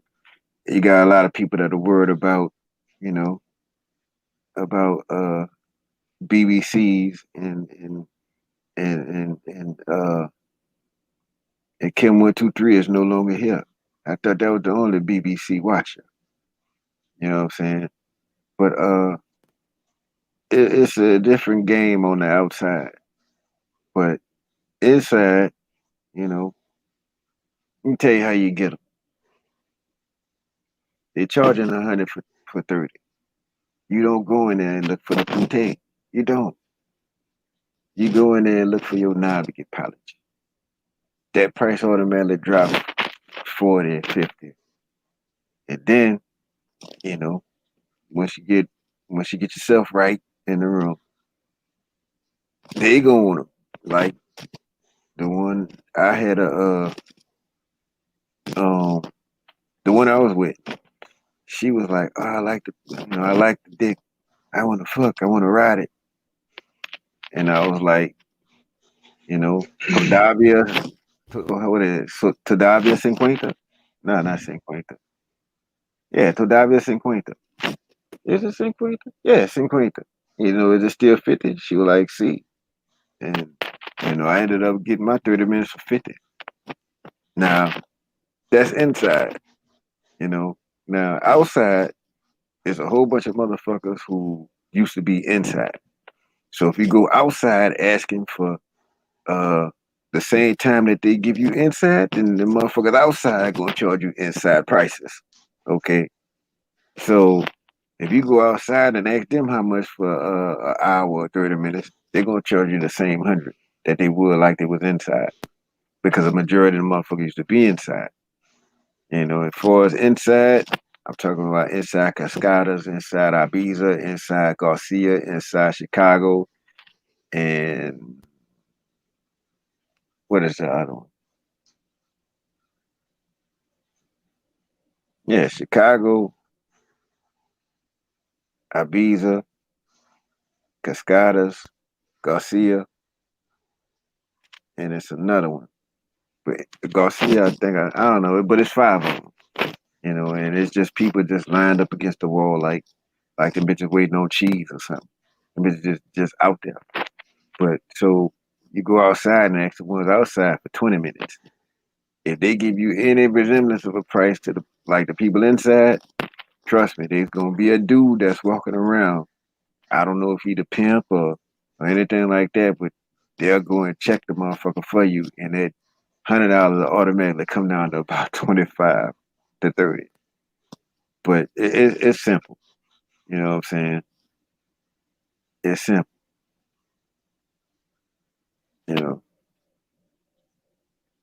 Shout out to Captain for King says it's all good, brother. It's all good, man. You know what I'm saying? Y'all going back and forth. Portuguese to Espanol. Yeah, that's all right. I gotta get back on my Portuguese. That shit threw me for a loop and fucked my Spanish all the way up when I got back to Medellin. Oh yeah. Oh yeah, man. I like right about now, I'm barely understanding his Portuguese because I've been speaking Spanish so long, but it's oh yeah, you go to Brazil right now, your Spanish gonna be fucked up. I'm done. Like I remember seeing these words. Can you look at your WhatsApp right now?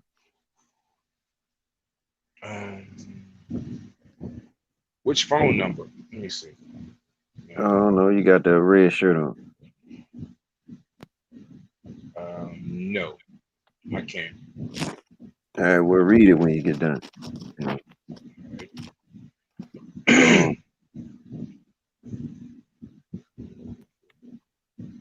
All right, then I gotta pay some bills, man. These brothers done sent me a Cash App. I ain't much noticed it, man. Well, if they still on here, I want to send a shout out to J Mo. I want to tell you I appreciate the Cash App, my brother. And Kelvin Fontaine, he also sent me a Cash App. I appreciate the support, fellas. Anybody who support the channel tonight with a Cash App, I want to send y'all a shout out. I appreciate the support. I'm deeply humbled. And hopefully I can keep bringing y'all some content that keeps y'all's interest, so to speak.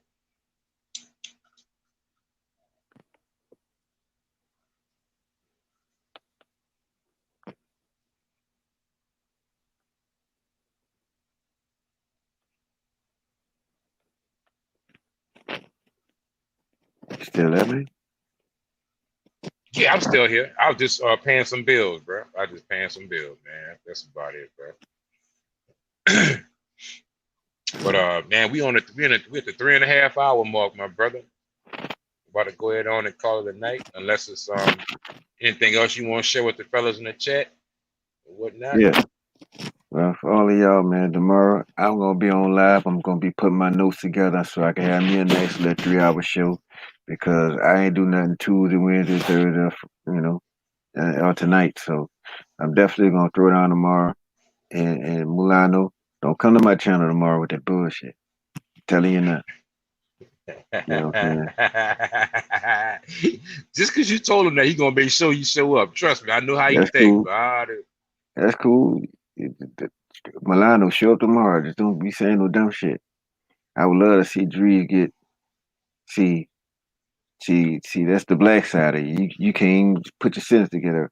I would love to see Drees gets Creole chick, but we know that ain't happening. See, you just don't understand, man. I had a Creole chick. And then the next one I dealt with was here in Louisiana, but she was from Panama. And I said, well, I would like to go out to Panama and see what's happening with if she was like how she was coming in Panama from Panama, then most definitely I'm gonna go back to Panama, and I'll be there on the 5th of November, player. You know what I'm saying? Casper King asked Milano, he wants to know, what are you on, man? Like some sort of substance or alcohol, or we would like to know what abuse you're taking part in tonight. Probably had too much. Probably over there eating too much pizza. You know, deliver the pizza, don't eat it, man. You know what I'm saying? Oh man, and he come with the fat jokes. Oh man, below the belt. Oh. He won't be Leonardo the Ninja Turtle and shit. Deliver the pieces, man. Oh man. You know what I'm saying? It's fucked up, dog. Leave me alone. Leave me alone.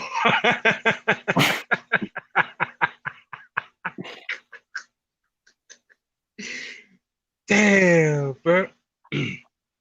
Well, yeah, this has been an entertaining show. We got a little bit of roasting going, well, a lot of bit of roasting going on. Very informative. I shared a little bit about my past, my life, or whatnot. Hopefully, I inspire someone. Inspire some people to step outside of their comfort zone. It could be very beneficial to you. Had a couple of fellas come up on the panel and share their life stories with you about, their realities. Their realities once returning back to this country from another country. So with that being said, Drees, if you have any closing words for us tonight, feel free to go right ahead on and let it rip.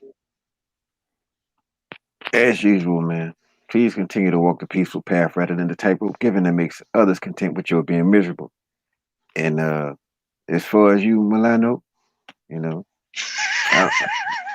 I am not eating pros, but when you eat pros, or when you eat anything, please make sure that you use Slim Slow.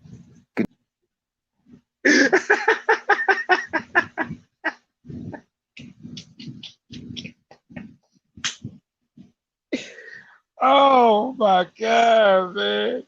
There's like, hey bro, I'm sorry, bro. They said that flawless victory. Hey, bro. Yeah, that was Yeah, that was rough, man. Yeah, that was a tough one for you, brother. I'm sorry, bro. You know, I'm just saying, you know, you got kind of out of hand real quick there, you know. But yeah, Shay Star, it was a slow roast. You know what I'm saying? It was Milano. I'm triracial, bro. Ham, bro. Okay, Casper King said Milano. I'm triracial. Okay, that's undeniable there. Slow roasting. Milano's says, stop it. Dre's looking for retirement right now. Oh my God. Milano, Casper King says, stop it. OW, I know that's your boy. Yeah, you my boy too, man. I mean, I can't deny that, man. I got a lot of friends around here, but you know, I mean, I'm just saying, bro. You know, it was funny, dog. I can't help it. This shit was funny. Some of that shit was fucked up. It wasn't even funny. It was like fucked up to a point, so I couldn't help but laugh. But yeah, bro, you know. Well, Dudley, I'm calling up Drake and Obama on you tomorrow. Please do, and tell them I need a motherfucking loan. You know what I'm saying? To call that shit SBA loan, the type of loan I don't gotta pay back. Please do that for me. I appreciate it. You know, I'll be on the first flight out this motherfucker to Cartagena, Colombia, and Medellin, and Bogota, Cali, all that. Santa Marta. I just be living out there. Go get my son a passport and pack him up and take him out there with me. Hell to the gag. You know what I'm saying? Motherfuckers buying Lamborghinis and shit with SBA loans. I'll show them. I'll relocate on their motherfucking ass. You ain't got to worry about it no more. But at any rate, man, look, I appreciate all 33 of y'all in here right now. Oh, well, 34 of y'all in here right now. I was supposed to have been gone an hour ago. I'm about to shut it down. I appreciate y'all time. Now, please do me one favor only. Likes are free. On the way out, just go ahead on and hit that like button. Or just go ahead and hit that like button right now. Helps the channel grow. I appreciate y'all. And me and Drees, well, Drees gonna go live tomorrow, and hopefully he'll invite me to the show, so you may see me over there. So y'all take care. Have a good night. Stay safe. OW, you ain't getting no loan. You getting sent to the black people. What does that mean? I'm getting sent to the black people. That's like the pits of hell or some shit. Okay, you go around Negroes, you go into hell. How the fuck does that work?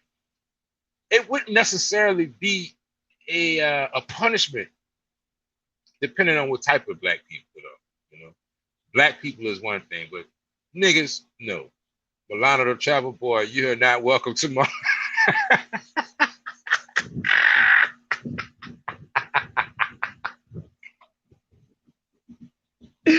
Oh my God, Milano, I think that means if you go over there, you getting blocked, pretty much. Like if you go over there, that's a wrap. OW, now if I get some gumbo, I might reconsider.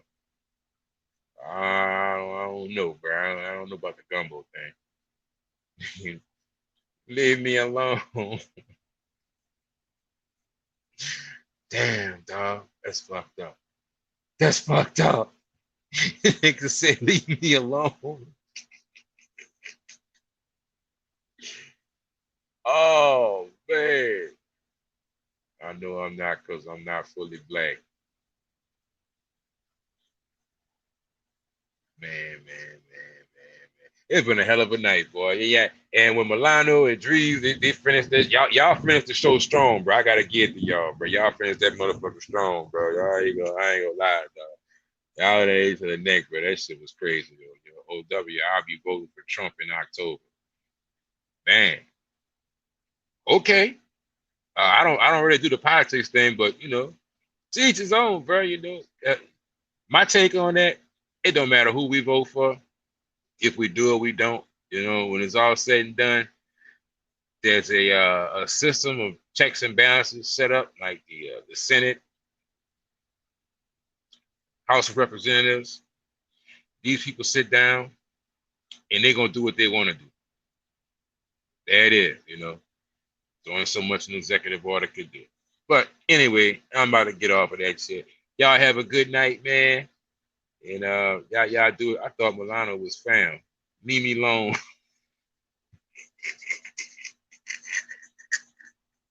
Y'all killing that man with that leave me alone shit, bro. And hey, bro, I ain't gonna lie, dog. If it was any way possible, I'd have went up and took that shit down, Milano, bro. These motherfuckers ain't gonna leave you alone, dog, with that shit, bro. Them motherfuckers, everybody gonna, oh man, here go dreams.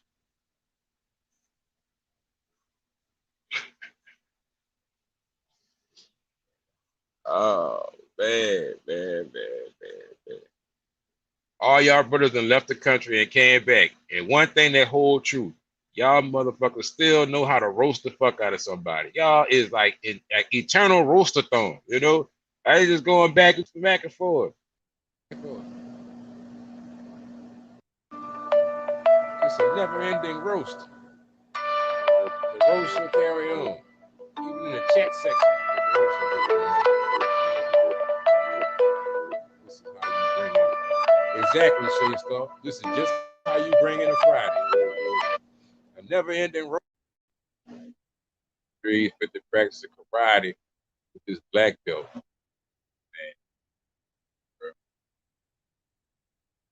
Boy, I said, you're wrong, OW. Trump selected judges. Hey, government cheese. I stand to be corrected. Yeah, he did select the judges. Okay.